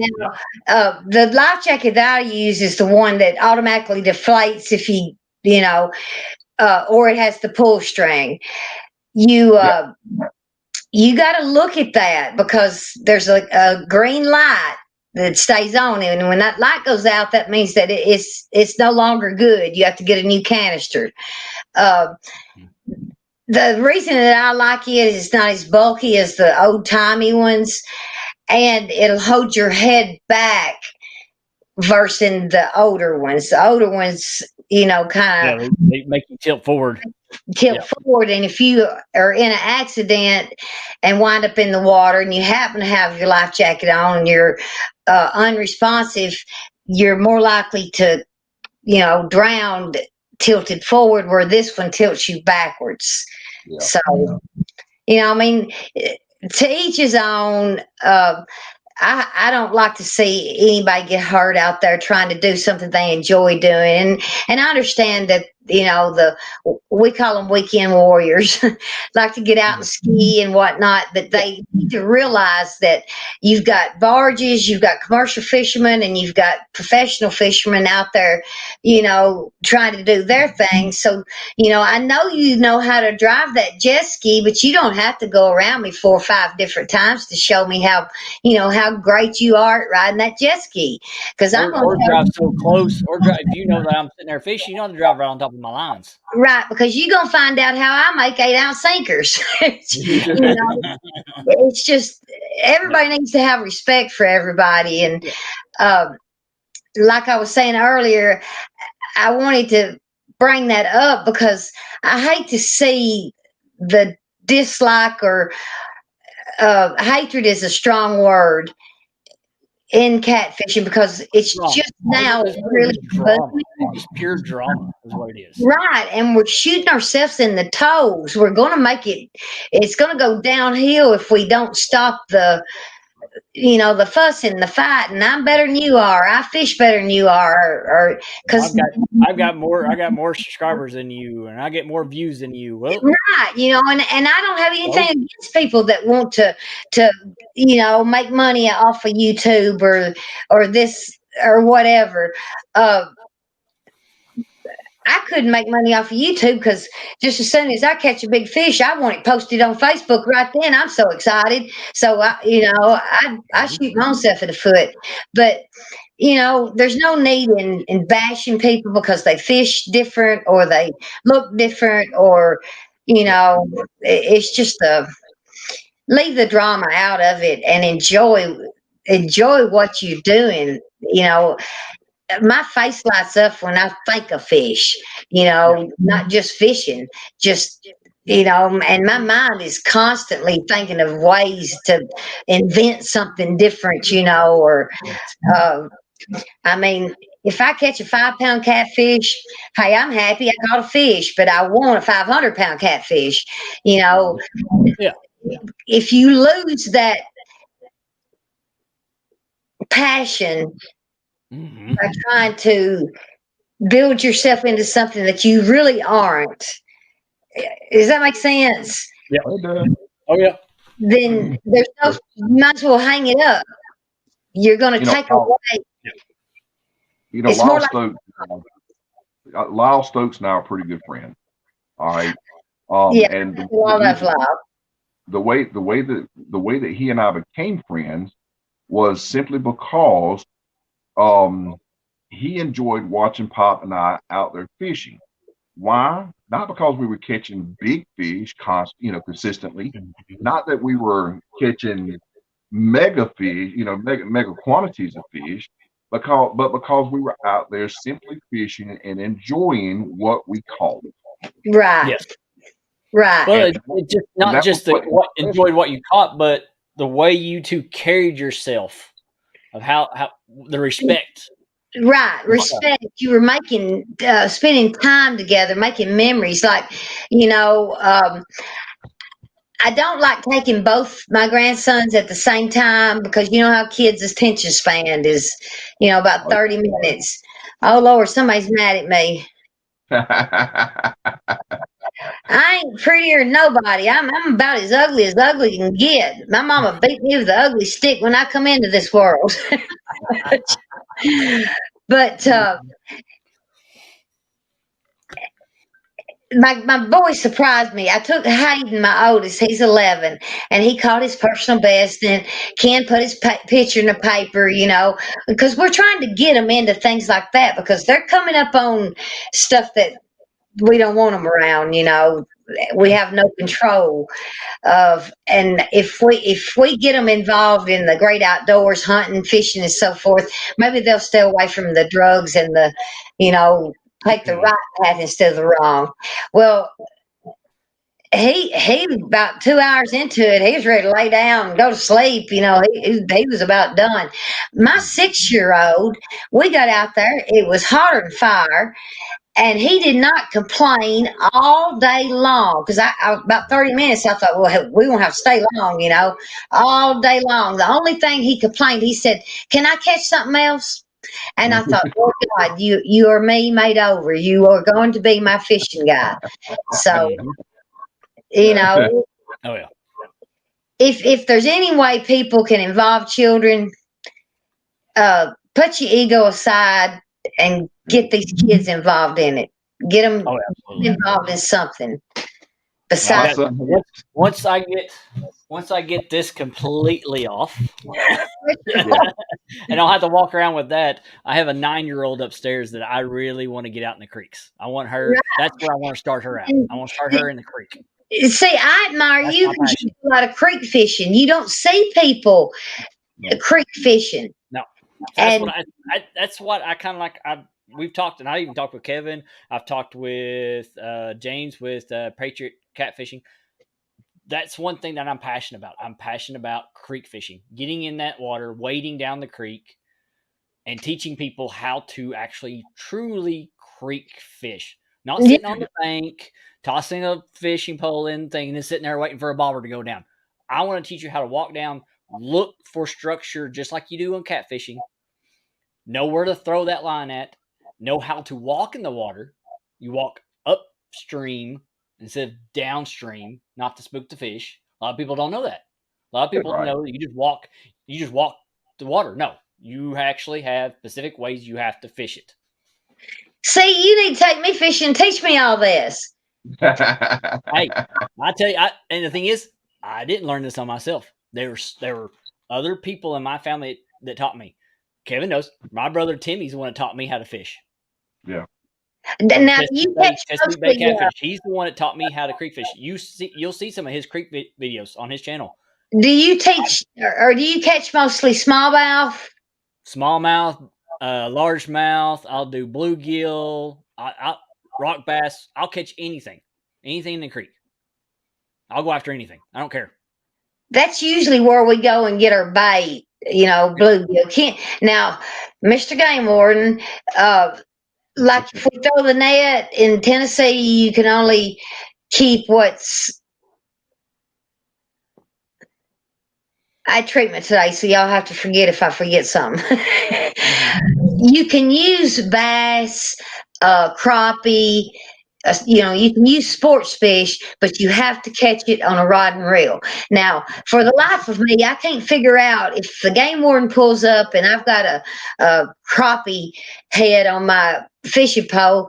How's he gonna know whether or not I caught that on a rod and reel? Here's what I tell you. He don't. But if he asks you, did you catch that on a rod and reel? He's been you have to watching. come off really quick and say, yes, I did. Now, if you stumble with your words, they're going to get you. Actually, here's the way it'll go down. I'll say, "Whew, do you know Ken Smith?" Do you have that outlet? You have that outlet. Do you? Yeah, but it's wearing thin now. Richard Fedley and his girlfriend come down a couple weeks ago, and of course I was coming out of the bay and getting into the main Tennessee River Channel, and the game warden, the water game warden that works the water, it's a woman, and she was hid between the pillars of the bridge, and y'all make fun of me saying pillars because I say I'm funny. Make sure you have a crappie water. Yeah, we got two bait casters in the boat, but anyway, as we rounded through there, I always go by one of the pillars pretty close to see how how fast the current's hitting them pillars. And they was like, "Oh my God, we don't have our life jackets on. Oh my God, this." And I said, "We're adults. We don't have to have our life jackets on. Only kids 12 and under have to have their life jackets on at all times." I said, "The only thing we do have to do is we have to have X amount of life jackets on the boat, the fire extinguisher and registration." And I said, "And if y'all got anything on you that really don't need to be on you, if we get blue lighted, you better be eating it." I'm not going to get in trouble for something that's not mine. Yeah. And of course they wouldn't. They're not like that. But I had to throw that out there. If you're illegal in any way, you need to eat it. But I guess she recognized my boat or something. I don't know, but she didn't try to get us. She come flying by us, and of course Richard was just waving. I said, "Don't wave at them. That's a guilty thing. Don't wave at them. They may come over here." I'll go to turn around and come over here. We got stuff that probably didn't have to have on here. Yeah. Exactly. No, I try to go by the rules. I kid with Ken a lot, and I want everybody that's watching or listening to know that I appreciate my catfishing community. It's not my catfishing community; it is everybody's. I love everybody. Anybody wants to come down here and go fishing, they're welcome to go fishing. I'll take them anywhere they want to go. And I'm not the best fisherman in the world. I'd like to be, but you are the best female fisherman. Thank you for saying that. I appreciate it. You are on a league of your own. You really are. Yep. Well, I don't know. I'm probably a league of my own because I'm so bullheaded. But I have to learn just like everybody else. I wasn't born with this gift of, and like you were saying earlier, I had to, when I first started and people started recognizing me or my name, I had to overcome a lot of comments of, well, the only reason she's catching fish is her husband's a game warden. I thought, well, what in the heck's that got to do with it? He don't jump out of the boat and go hook that fish for me. He don't know when he's out there working as a game warden on the water, he ain't out there looking for fish. He's out there looking for them drunk drivers, So I had to outgrow that part of it and let it stop bothering me. You had to set yourself apart from being the wife of a game warden. Right. And to be a female fisherman. That's one of the reasons he kind of stopped fishing with me, was so I could, be recognized as me, not as Ken Smith, the game warden's wife. Yes. Right. Kind of thing. Yeah. But that's the problem with Kevin. Kevin's got to get that away from being the twerking monkey. Yeah. Well, just don't say you got the monkey pox. Yeah, no monkey pox. I mean, it's like aliens were supposed to be before the monkey pox, but hey, I don't know. So ain't no telling what's gonna be out there next. But believe me, I'll be the one with the mask for 10 more months anyway. But they have these meet and greets, and I would love to meet all these people that I'm friends with on Facebook that I've never seen, but I feel like I've known them all my life. I would love to, everybody, you probably got thousands and thousands of fishing friends. I want to know all of you personally, because, each person has their own, special something about them. And I hope someday to meet everybody that I y'all, in person, fish with you. Like I said, we live on a dead end road. We can have y'all can camp out. I'll stay in the house. I'll be out there at daylight. Remember, she's got the good air conditioning. Well, for some reason, heat used to not bother me.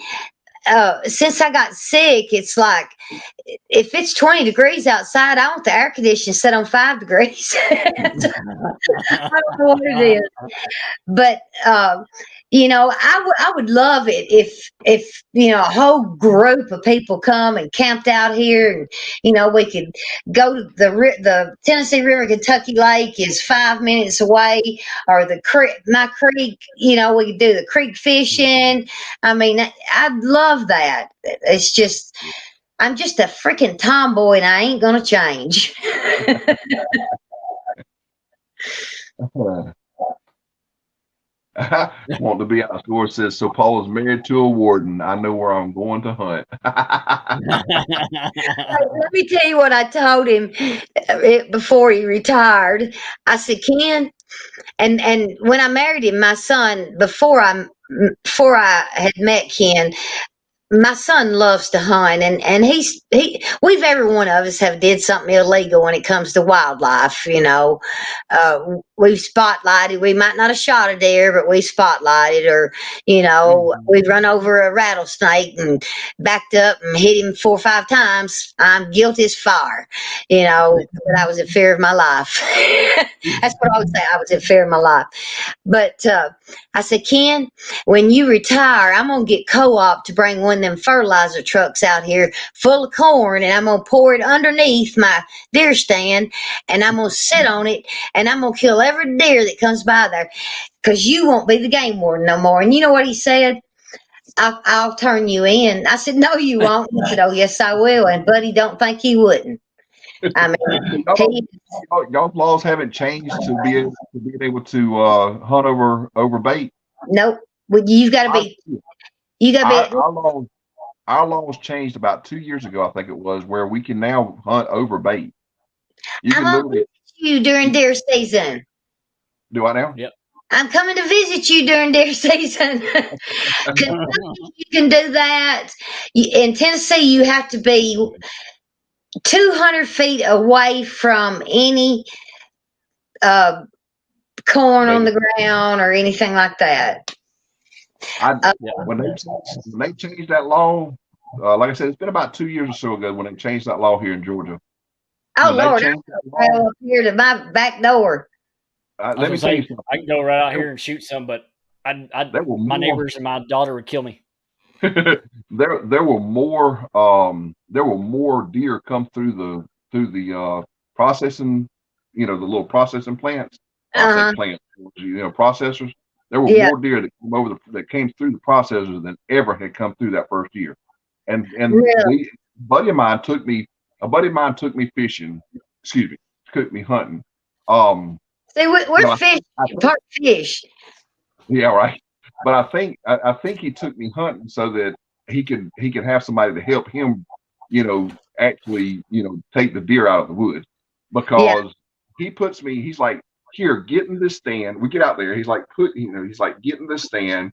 It's right on the edge of a power line, and he's like, they cross down here. All you got to do is just wait. I mean, this is like, I don't know. It's up there. I mean, you got to climb this. It's not a normal stand. It is a stand. I mean, you got a good vantage point like this. Most stands you got your vantage points like this. Right. You got a like this on the stand. And I mean, you better be in decent shape to climb this stand. Nonetheless, I get up there, and I get seated in, and he hollers up, "Are you good?" I'm like, "Yeah, I'm good." He's like, "I'm just gonna be over this way now. So don't make sure you don't shoot behind you over this direction." I'm like, "Okay, cool." So he goes over and he gets in the stand, and I'm getting comfortable, and I'm waiting, for the deer to come across this power line so I can get a good shot. And all of a sudden I hear boom behind me. I hear boom. I'm like, I know he just didn't kill a deer. And and just a few seconds later, I hear boom. I know he didn't hit 2 deer. So when I heard that second shot, I went ahead and I unloaded my weapon, put the shells in my pocket, slung the rifle over my shoulder, and I waited. And sure enough, he comes out the woods. He's like, "Kev, I got him, man. I got him." I was like, "How many did you get?" And he's like, I didn't get but one. I said, "Well, I heard 2 shots." He said, "I had to hit him a second time to make sure he went down." Good God, man. Yeah, so I climbed down. We go over there. I climb down. We go over there. It's an 8-pointer, nice little 8-pointer, and it's lying right next to the pile of corn he's put out. And he's like, "I'm like, well, where were you sitting?" Because I'm looking at the area. I'm like, "Well, where were you at?" And he goes to that blind right there. The blind's like 25 feet from the freaking corn. Yeah, he brought you just to help drag the deer. He brought me, I swear, and I told him that. I said, "I think you just brought me out here just so that you'd have somebody to help you take this out the woods." Yeah. He didn't deny it. He did not deny that, but Oh, I'd get him back good. I'd get him back good one day. I got the deer in velvet, and gun season, I got an 8-pointer, and Ken said, "From now on, you're going to have to skin them and clean them yourself." And I thought, gut them and all that. And I thought, okay, I'm done hunting. That was a raunchy smell, and you cut that. Ugh. Mm-hmm. So, but we've got CDC in West Tennessee real bad, and they're saying to stop putting corn out because wherever deer with CDC feeds and stuff, it goes into the ground and stays for years. So it hasn't come across the Tennessee River yet, but it's in Henry County. So, it's just a matter of time before it, and did y'all know that they carried COVID? I had heard something about that. Yeah. They carry COVID. I'm not crazy about deer meat. It's just too wild. I love squirrel, rabbit, the quail. God, I could sit down and eat 500 quail at one time. But I'm just not crazy about deer. I love deer. And we I do love eat fish. I love that wild. I have friends of mine who taught me how to take. Well, I say taught me. In other words, I had to learn this for a reason, but they taught me how to take that wild, gamey taste out of the meat of deer. But the thing is, I love that wild, gamey taste. You know, I Really? love. Oh yeah. Let me tell you, I would be perfectly at home putting the deer down, going and cutting a steak off the rump end and throwing it over a pitted fire and eating it right there where I dropped him. That's how much I love that gamey taste. But there's a way that you can take that gamey taste out of the deer. And I mean, I've perfected it. Well, I say perfected. In other words, based on what they told me how to do, I've been able to do it. In other words, I say perfected. And but the thing is when you do that, other than the consistency, you know, because the deer meat has a different consistency than beef. Right. But the problem is when you do that, when you take that gaminess out of deer, you're not, other than the taste of that consistency taste, it's like eating a regular hamburger. Well, if I'm going to eat a hamburger, why do I want to go kill a deer and take that gamey taste out of it? I want to taste something different. Right. So that's why, like I said, I'm perfectly at home with dropping one right there, skinning him right there, you know, cutting me a big old chunk off of him, build me a pit fire, and throw that joker in the fire and cook him up right there. I just like that. My son's like that, and his wife, she's from Michigan. She's a city girl. You know, they lived with me when they first got married for almost 3 years, and it was so funny. She come through the house one day and she said, "What's that?" And I thought, "What kind of question is that?" I said, "White beans," because I put white beans in a crock pot. And she said, we don't eat beans. And I said, if you're going to live in my house, you're going to eat beans. You're going to eat beans, taters, and cornbread. But she loves deer meat. I mean, that's basically, they fill their freezer up and they live off deer meat just about. Of course, they do, you know, beef too, but they love deer meat. I'm just not the deer meat kind of person. I like to kill bucks, but and I like to have baby deer, but the game warden says it's illegal. So, well, and I'll go and tell you the reason that I had to learn that technique. My ex-wife, I had to learn that when I was married to my first wife. My ex-wife wouldn't eat deer meat like you know, because she didn't like that gaminess of it. Yeah. She'd eat deer meat, but if it tasted too gamey, she wouldn't eat it. She didn't like it. She didn't prefer it. All right. My wife, there's my wife now, Amy Jo, the one you all know. She will not eat deer meat at all. But I have fooled her on occasion because I know how to take the gaminess out of the deer, or out of the meat, to be able to cook. And I could have spaghetti and such as that, you know. Yeah. I have fed that to her and have told her later on, mind you, I mean, because I'm always truthful. You know, I told her later on, how's it doing? You know, dear, yes, you did. As long as she doesn't taste that game. I'm sorry. What is your trick? It's a very simple trick, actually. Once you process it out, whether you process it yourself or have it processed, all you've got to do, you know, a lot of the places will hang them up and just bleed them out before they process it. Well, that's fine to a certain extent, because that does take out, because you're losing the blood out of it. That does take out that gaminess.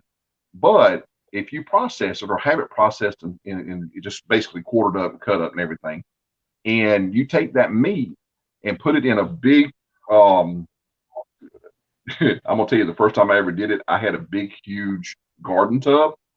You know, that you see, you know what I'm saying? I was a mobile home. I lived in mobile home, and I had a big, huge garden tub.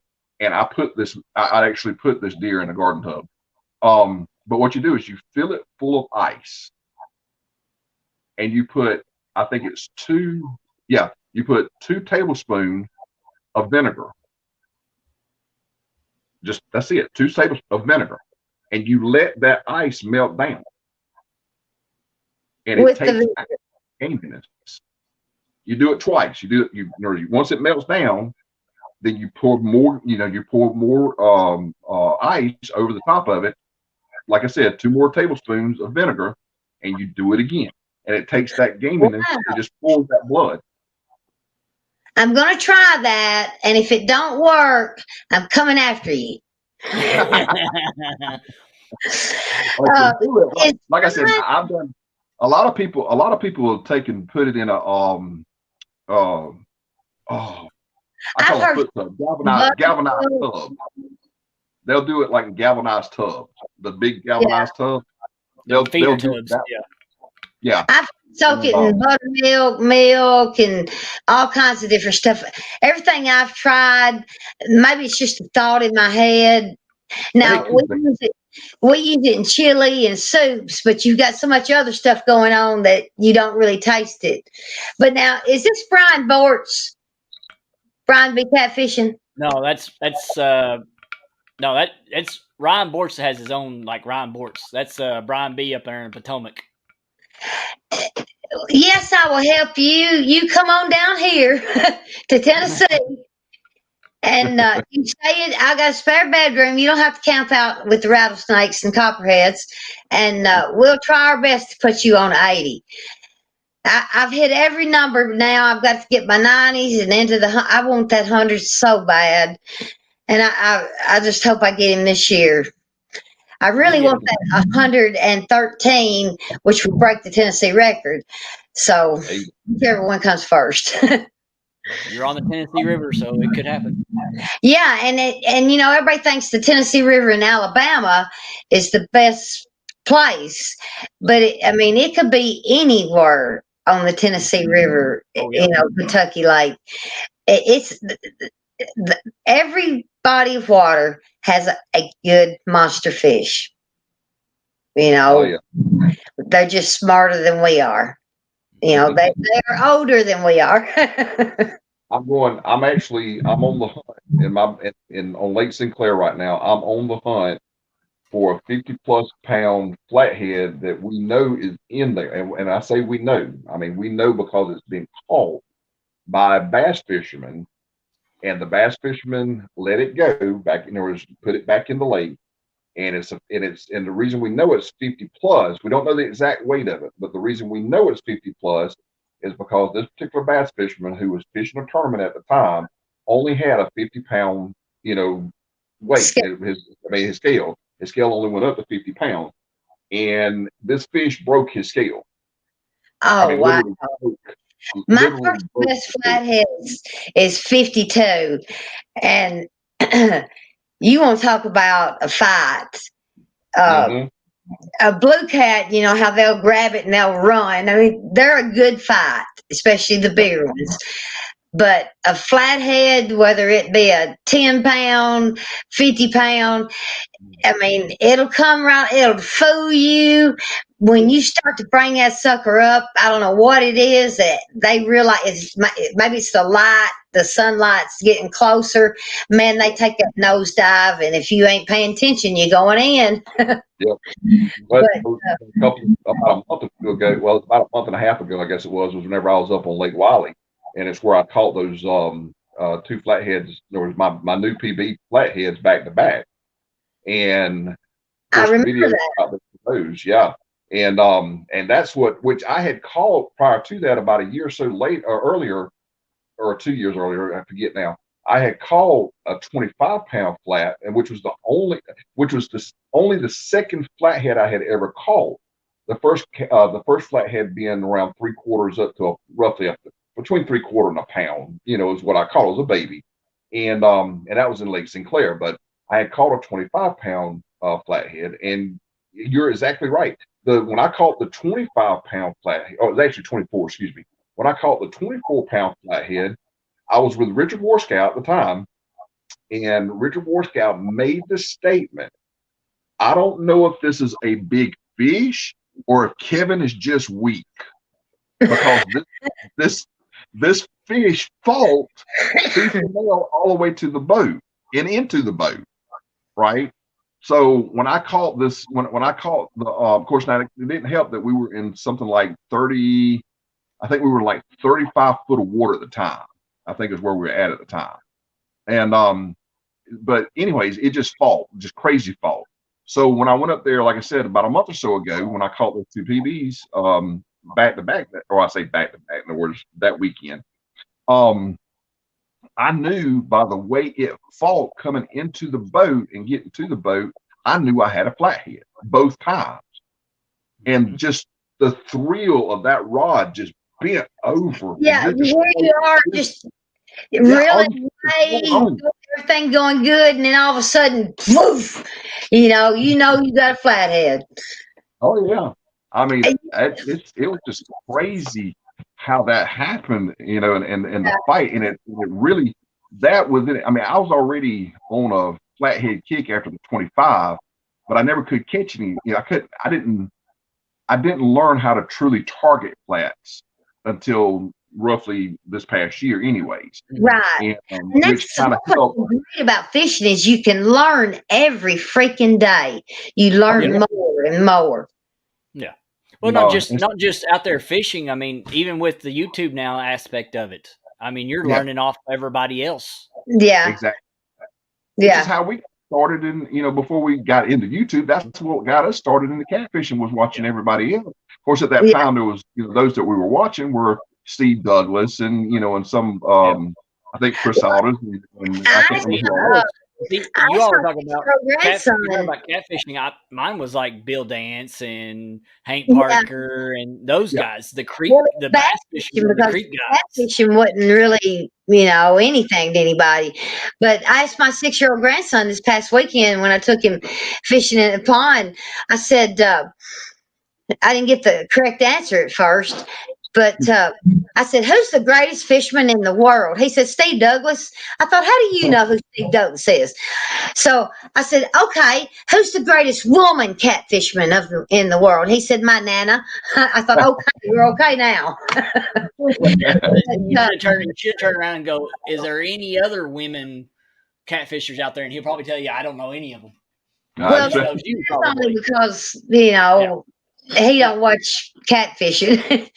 But one of the best days, one of my best fishing trips, of course, catching that 88 was super, super, grand. I've caught 3 in the 80s. They were every fish I've caught has been a blast.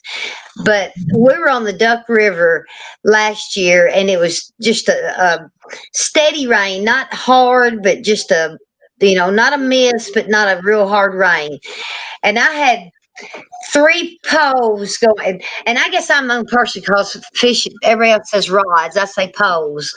I had 3 poles going down on one side and one on the other, and I reeled in one and slung him up on the boat, and I was reeling on the second one, and with both hands reeling on 2 rods. Ken said, I'll be glad to have it. Oh, I got it. It's all under control. And here I'm working on the other side.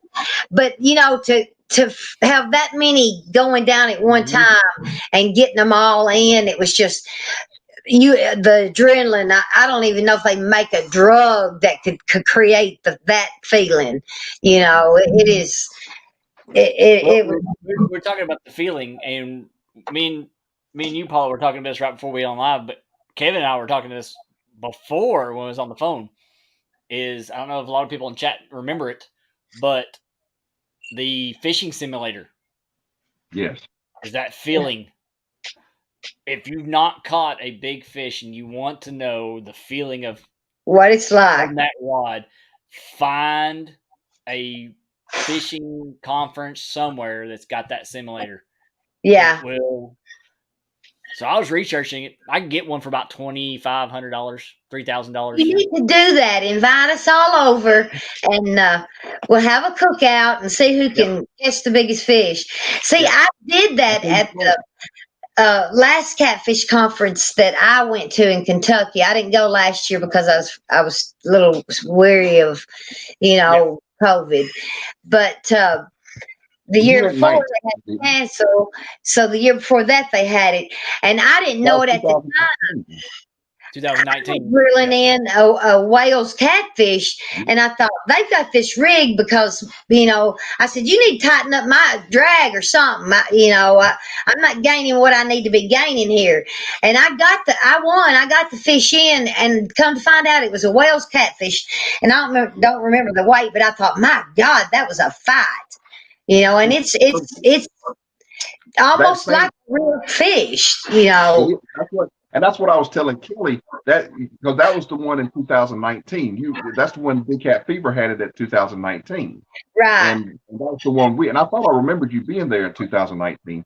But anyways, I've got a video on my channel where I actually got on the simulator.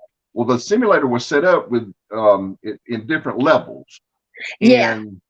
and I was like, I was telling Kelly, I was watching all these people, fishing, and they were sitting on like 2 and 3, and they were, some would hoss it. You can't hoss it. If you hoss it, you'll lose the fish, just like if you were on a boat somewhere or whatever. Yeah. And so I'm watching all of this, and I'm getting my nerve up to get on the simulator, right? Well, anyway, Jim, Catman Outdoors, Jim Clark, his little girl K-Bug, was wanting to do. She had already got on there a couple of times on the setting for like, I think it was either 2 or 3, and the 4th setting wasn't the biggest setting, but it was one of the higher settings because we were told not to go past 4. Five is the top. 5 is the top setting. Yeah, we were told not to go past 4 with the rigs that we were using. That's what we were told. So anyway, I don't know if you remember that or not, Paula. But anyways, K-Bug wanted to do the 4th setting, but she was kind of hesitant about it. So and I hadn't even been on the simulator. I just been watching people on the simulator, and so I told K-Bug, I said, look, if you'll get on there, and I'm trying to get her motivated to get on it, right? I said, if you get on there and do the 4th setting, I'll do it, right? So this little girl, and you know how big K-Bug was, jumped on this damn burn thing on the 4th setting, and she brings the fish in, and I'm like, dang, now I've got to do it, Yeah, and not I was true to my word. I said, okay, I got you, girl. So I jumped on it. Of course, Scotty Hill, catfishing freak, he's actually filming it for me and everything. And I jumped on it. And I'm like, holy crap! And at this point, I don't know how big the fish is supposed to be simulating. That's the thing. All I know is that as soon as you hit that little button, you better be holding on to that rod. You know this. Yeah. You better be holding on to that rod. Because as soon as you hit that button, that joker just bends over like they just snatched the bait off of it, I mean, it is so close to holding a real rod with water there and you catching a real fish. I mean, it is so, they've got that down to, everybody ought to have one. Go buy your kids one. Maybe they'll bring the price down someday. And, because I mean, if they could feel that feeling, they would be hooked. They would be hooked. Oh, yeah. God, yeah. I'd love to have that simulator. And Lord, I'd never get off of it. But the thing was, that's it. That's exactly what Jim. Shameless plug. My PayPal link is in my about page if anybody wants to send me money so I can buy one. Right. Start a GoFundMe for you, and then GoFundMe. I need a GoFundMe so I can buy one. Yeah. I'll have it. We'll have get-togethers and get it at each other's house, and then we'll charge people and get our money back. I'll travel around with it. That'll be my job. You can. Hey, you've come up with a money maker right there. If you could get one of those, go around to these tournaments, set up. People would love to do that. Get their kids involved. I mean, hey, you may pop something into my head here. Hey, I've got a 16-foot box trailer in my driveway. I can set it up to make it look like you're out on a boat and everything. Make it look like you're all the sounds, bells and whistles and throw that in there.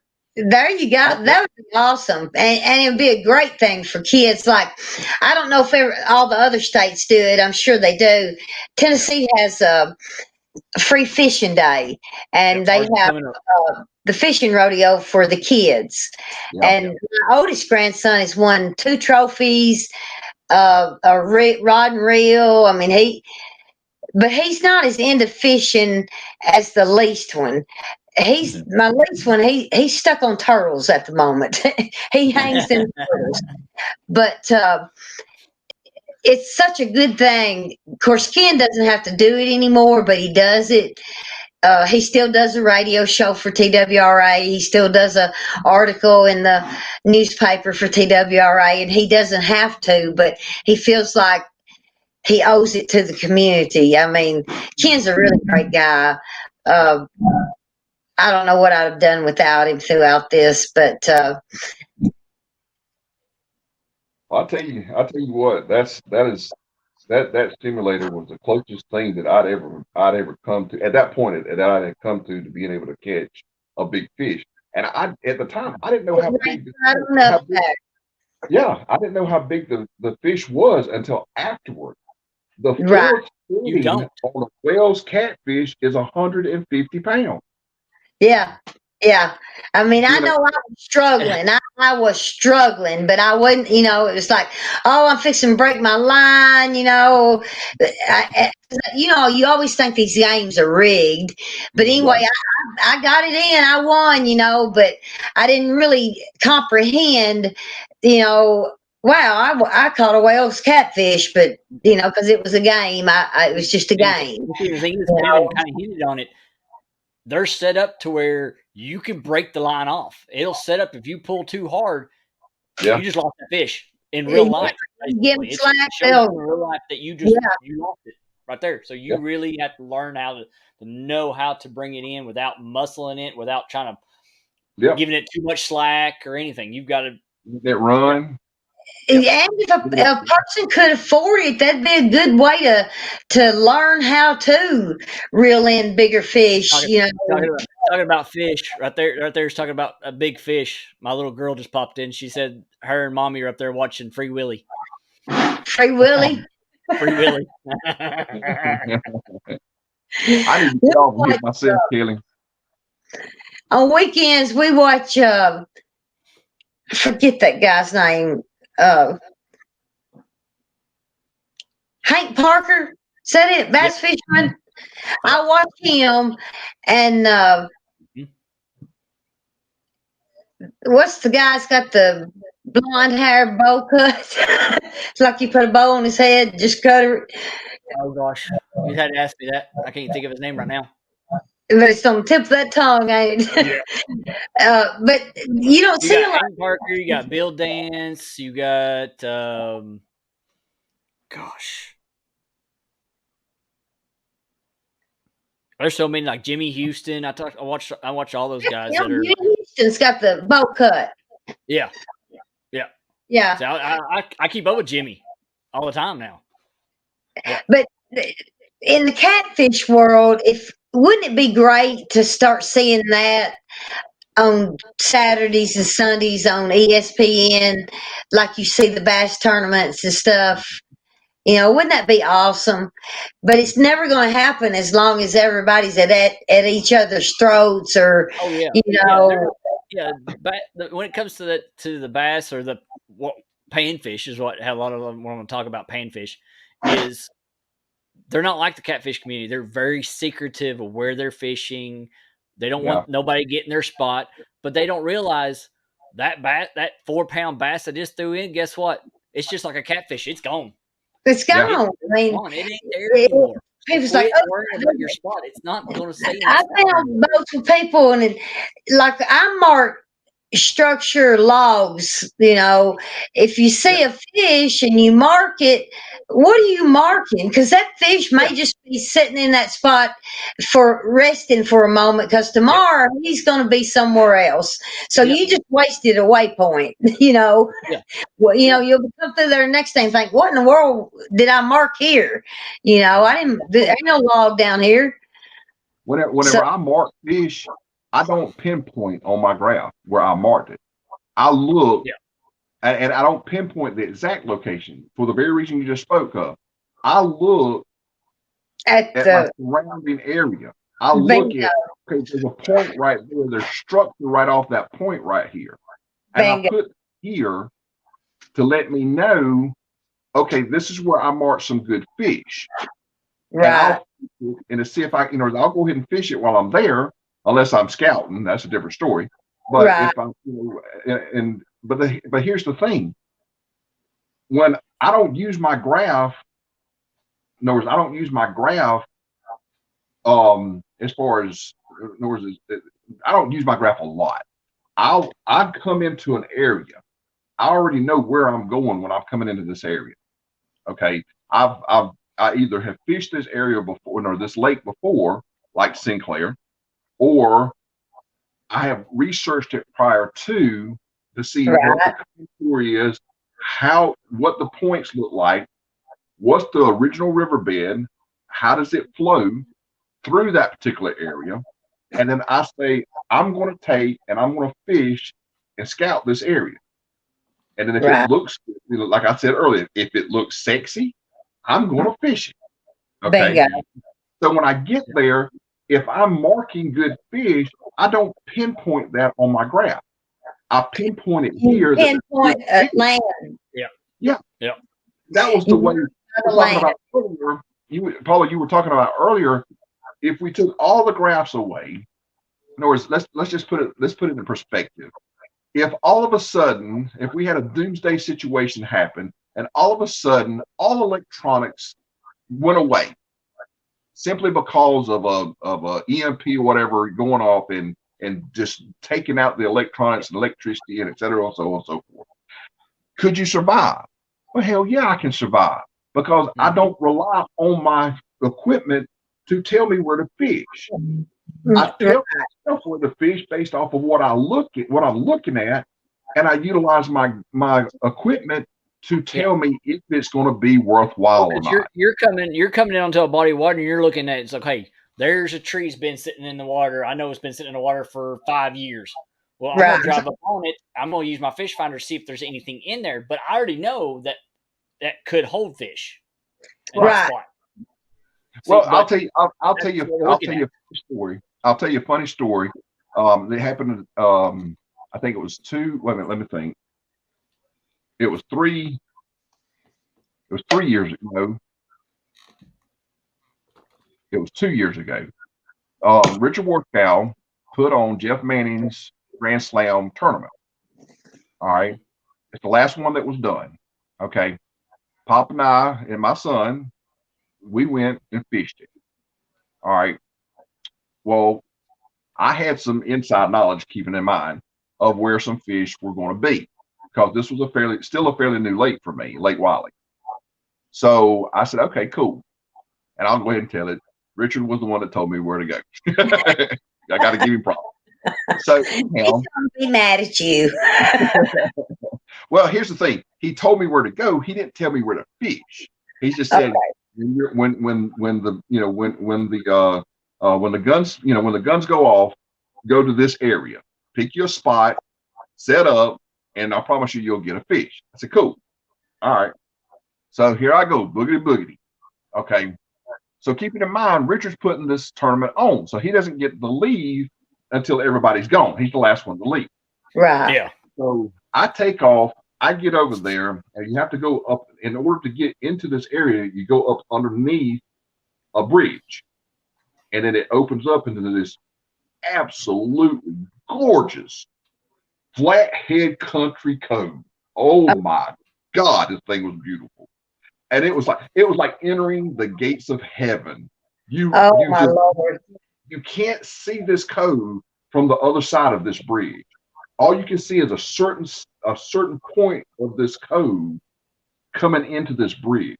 And you come through the bridge, and as you come through the bridge, and it opens up, and you see all of the structure and all of the points, and it's like you hear the angels sing. Oh, it is a beautiful, beautiful thing to behold. So nonetheless, I roll through, and I'm like, oh my God. I already had an inkling of an idea of where I want, based off of what I just said. I had already looked at some maps. I knew kind of what the layout was. I just didn't know how beautiful it was. And the point I had marked, actually the original riverbed flowed right past it. And I love those marks. If you give me a riverbed right off of a point, I will catch fish. I promise you. Okay. The old riverbeds. Yes. And so, anyways, I already knew the layout as far as what the map is showing me. And when I seen the spot, I said, yes, sir. I told Pop, I looked at Pop looked at me. I said, yes, sir, this is where we're going to fish, is right there. Pop said, I was thinking the same exact thing. So we pull up, we drop anchor in the water, we get set up, we're ready to go. Tournament, we still have like 30 minutes before we can actually drop, baits in the water. So we get everything set up. I do a little live stream, prior to, and the time comes, I get everything set up, ready to go. The time comes, I'm throwing baits in the water, and sure enough, we get our first hit, right? Get it on live stream, which was beautiful. All right. Kelly, you probably remember that. Yeah. And I do remember that one. And so, anyways, everything was going good. We catch about 30 minutes later, we catch the flathead. That was a blue. We catch the flathead. And before we left that area, we caught our channel cat. So we caught a grand slam during the tournament. Yep. We were only 6 out of 30-something anglers in that tournament to catch a grand slam. And we caught the grand slam off that one point. Okay. Now, that's not the funny part. The funny part is we're set up in this spot. We're ready to go. Richard comes into the cove, and as he comes into the cove, he sees where I'm set up. And he looks at PD, PD fishing. He looks at PD and he goes, how the hell did he know that was the best spot in the whole damn cove? You just gotta have that mentality, like we were talking about, not having that electronics. You can look at areas, that will hold fish. It's just an instinct that I don't know if it's something you're born with, or you just, by fishing so much, you see these spots. You don't have to have that, that down scan, that side scan, it just, something about that spot just says fish, like log jams. Man, I love the fire out of them log jams. Yeah. I've just recently got to where I will fish log jams and real structure, mainly because I hate losing. I take it personal whenever I lose equipment. I take it very personal. And anybody that's ever fished with me in which I have lost tackle knows that I take it extremely personal. I mean, I have to go in a corner for a minute, and I have to calm myself before I get fishing again when I lose tackle. That's how much I hate to lose tackle. So I, for the longest time, never fished structure. And I've gotten it more, especially since now that I'm targeting flatheads more. I've gotten to where I'm fishing that structure more. So therefore, I have relinquished myself to know and believe that I'm going to lose a certain amount of tackle. It still doesn't help that I have to that it still pisses me off when that happens, but it does, and I have to move on. But the thing is that those areas, like you said, Paula, these fish are not stupid. They know that cover is what's going to be. When you catch a blue cat in an area that's structured, and that blue cat, which we've had this happen before on my boat, no less, this blue cat has wound its way up and over and around not one, not two, but 3 different trees in the water that are close by. Doggone well, they know what they're doing. They know what they're doing. But if you'll wait them out, give them some slack. For know, they'll find their way out of it. Not always, but a lot of the times, if they're not tangled too bad, they'll wiggle their way back out of it.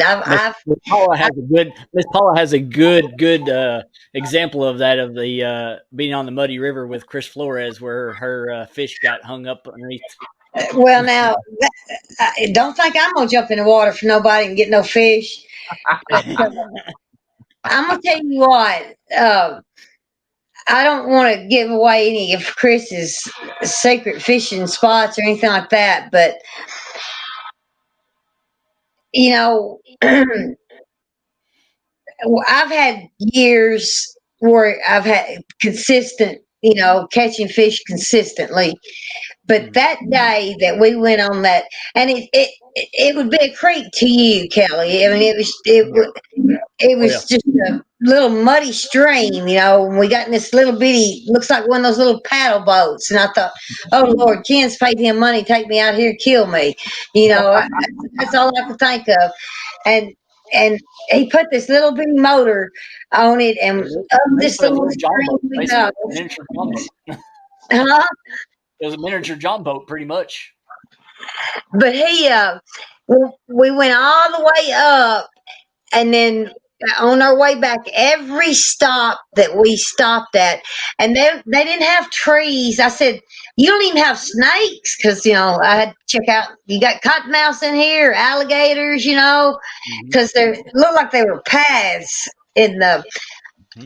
I want to call them cattails. They called them something else, but how you tied off was he'd just pull right up in them cattails, and I'd grab a whole armful and tie a rope around it, and that's how you anchored up.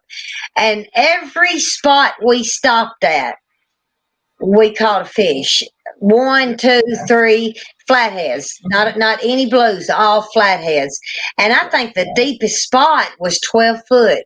And then when he started pulling his, I was hung up and the fish was hung up, and he started pulling his boots off. I thought, he is surely not going to do this. This is crazy. This is dangerous. This is crazy, but it's going to make a heck of a video for him. Yep. And when he went under, I thought, my God, what if he don't come back up? Not only if I got, murder charge on me now, I don't know how to get out of here. But he did. He went under there and got that fish untangled, and I wouldn't have done it for nobody. And of course, I thank the world of Chris Flores. He has done a lot for me. I'm going to go into a little bit of the sponsorship and thing. I was catching fish before I had sponsors. I'm catching fish now, and I'll catch fish when I don't have sponsors. Just because you got sponsors don't make you better than anybody. Right. But Chris, when he come out with the Paula Smith signature rod, I didn't care if he had just made 10. To me, that was something that I did. You know what I'm saying? That I did, and nobody had to do it for me. It was like I accomplished something in my life where, like Ken accomplished being a game warden. I've got my own rod. I might not sell another one of them, but I've got that my grandkids can show their kids, look, this was your nanas, or, your great nanas or whatnot. I mean, he didn't have to do that for me, and he did. And that he will forever have my gratitude. There's lots of people that have given me, taught me things. I appreciate everybody in catfish, and I mean that from my heart. I appreciate everybody, and I've had so much support from the catfishing world. And one thing people don't realize you probably do because your father-in-law or had cancer. Your support group keeps you up. You've got to stay positive because that helps you heal faster. I've had a lot of support from the catfishing world, and I could almost cry right now because of uh, the support and the prayers, and it really touched my heart. It touches my heart every day. And I still, it's sort of like I'm doing a journal live through Facebook. So, because a lot of people, I didn't want to call 5,000 people and say, "Hey, I've got cancer." So I just did a live. And then people would message me and say, "Please keep us posted." And then I'll get messages saying, "You're such an inspiration." And that's not what I'm not trying to be an inspiration. I just want people to, you're kind of walking that journey with me, Yeah. knowing that it's not an easy journey, but it's a journey that you have to take, and you can come out on the other side. Well, not just that, but I mean, in the long run, you are kind of like a inspiration to some people. You're showing, hey, just because you have it and you're fighting, and I have it now, I have a chance to fight it. Right. Yeah, that's what you're giving them, the hope that if they come down with it, then I have a chance to fight this. Because cancer is a scary word. Yes. For me and Kevin, when we were younger and you heard cancer, that was automatic death sentence. Yes. Yep. Now things have changed. Research, they've got these new treatments and so forth that,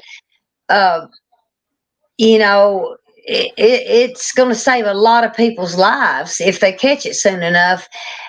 And I guess what I'm trying to do is let people know that don't give up, and don't think I haven't had days where I have thrown my hands up and said, "I don't want to do another treatment. I don't want to do this no more." But that's where your support group comes in, because somebody will comment, "Hang in there, you've got this," and that brings you right back up. And you need it.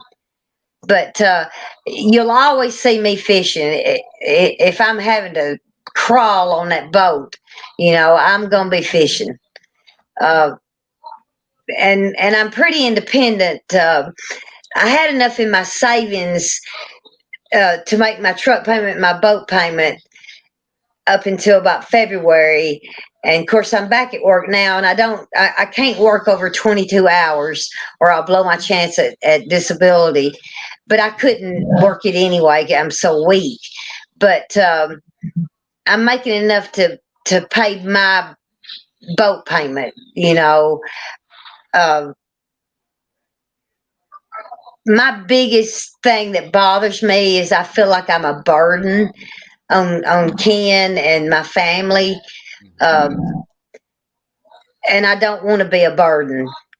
That's where that independent thing comes in. It's like, I can do this, but he has drove me to every one of my treatments. He sit in that treatment room. And at this point, he probably don't have to drive me. I probably would be okay. But then again, this is my sixth treatment of the immunotherapy today. I'm still showing different side effects. I could black out or something. So it's a good thing that he does go and is able to go. God has truly blessed me, and if it's my time, it's my time. I've made my peace with God. And if I've hurt anybody, it said things or something, I apologize. Most of the time I don't realize I'm doing it. You do try to get you yourself in order, and that's why I love the catfishing family, and I want them to know how much y'all mean to me. Y'all are my heroes. I want to fish with each and every person that that I know or I have on Facebook or whatnot, because each one of y'all are my hero. Not just Steve Douglas. It's you, Kevin. It's you, Kelly. I want to fish with everybody.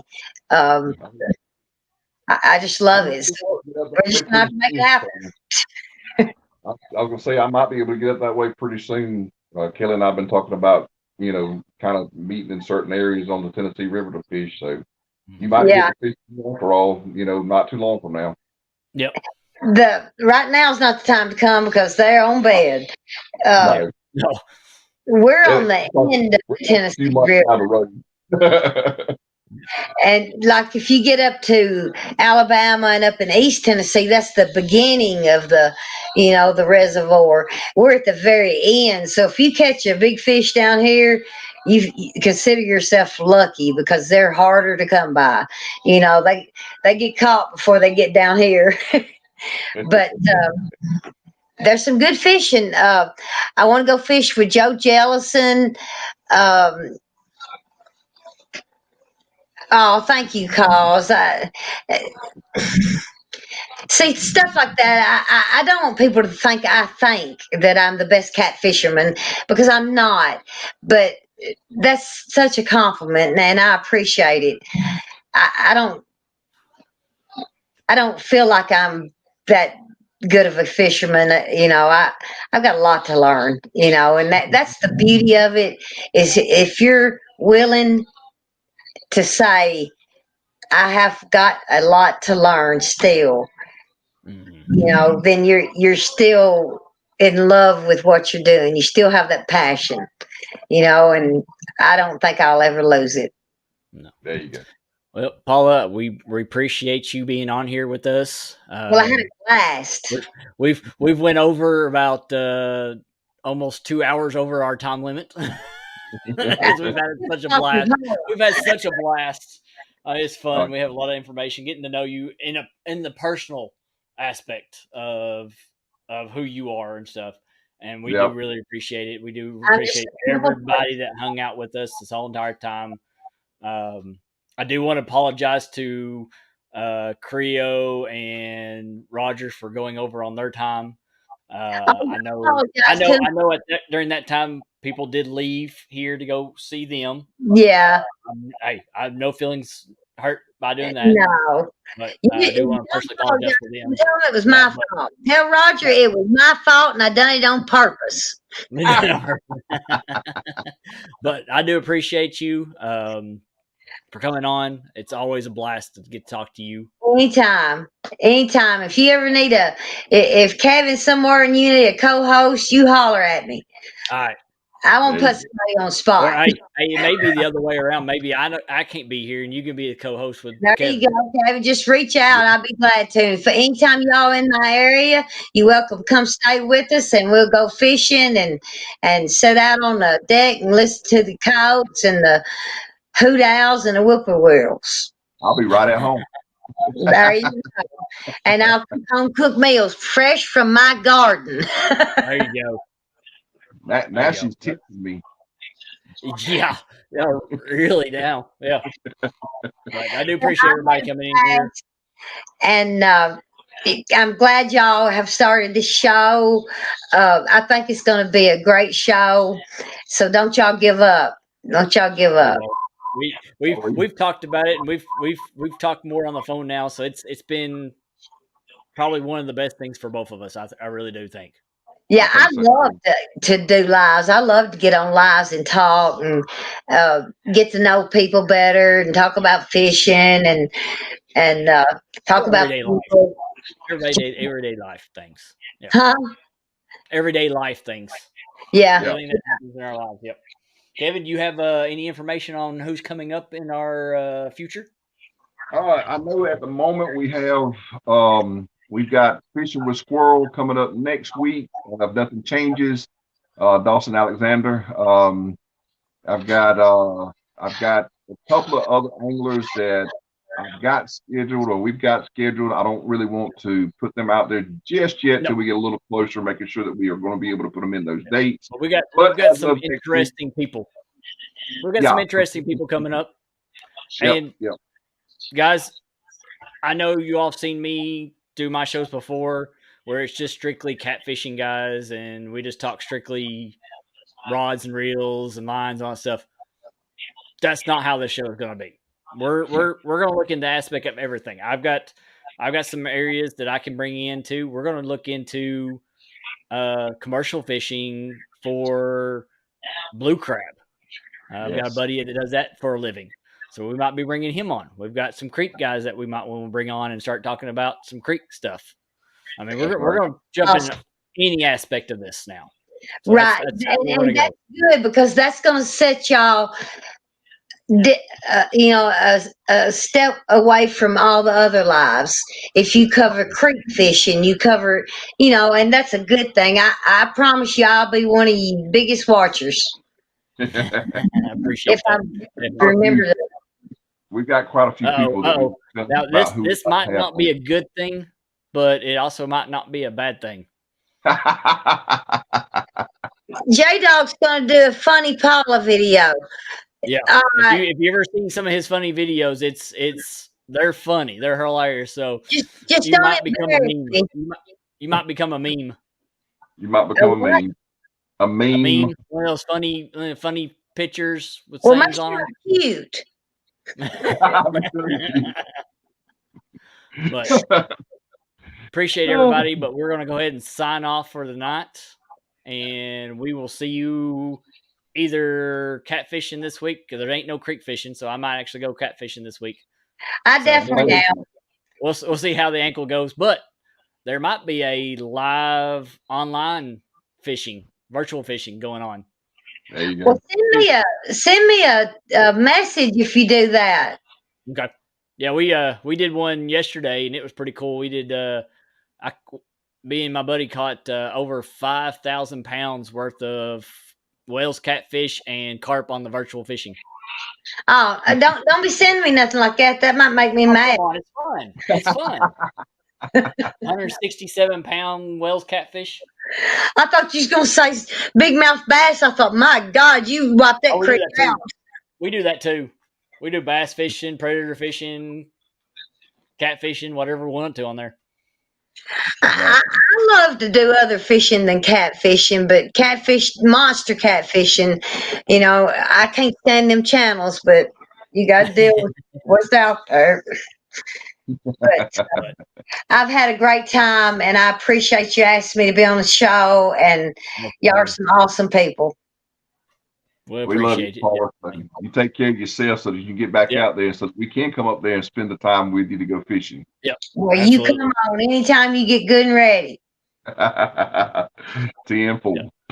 Yep. All right. Well, I'll catch y'all on the next show. 10-4.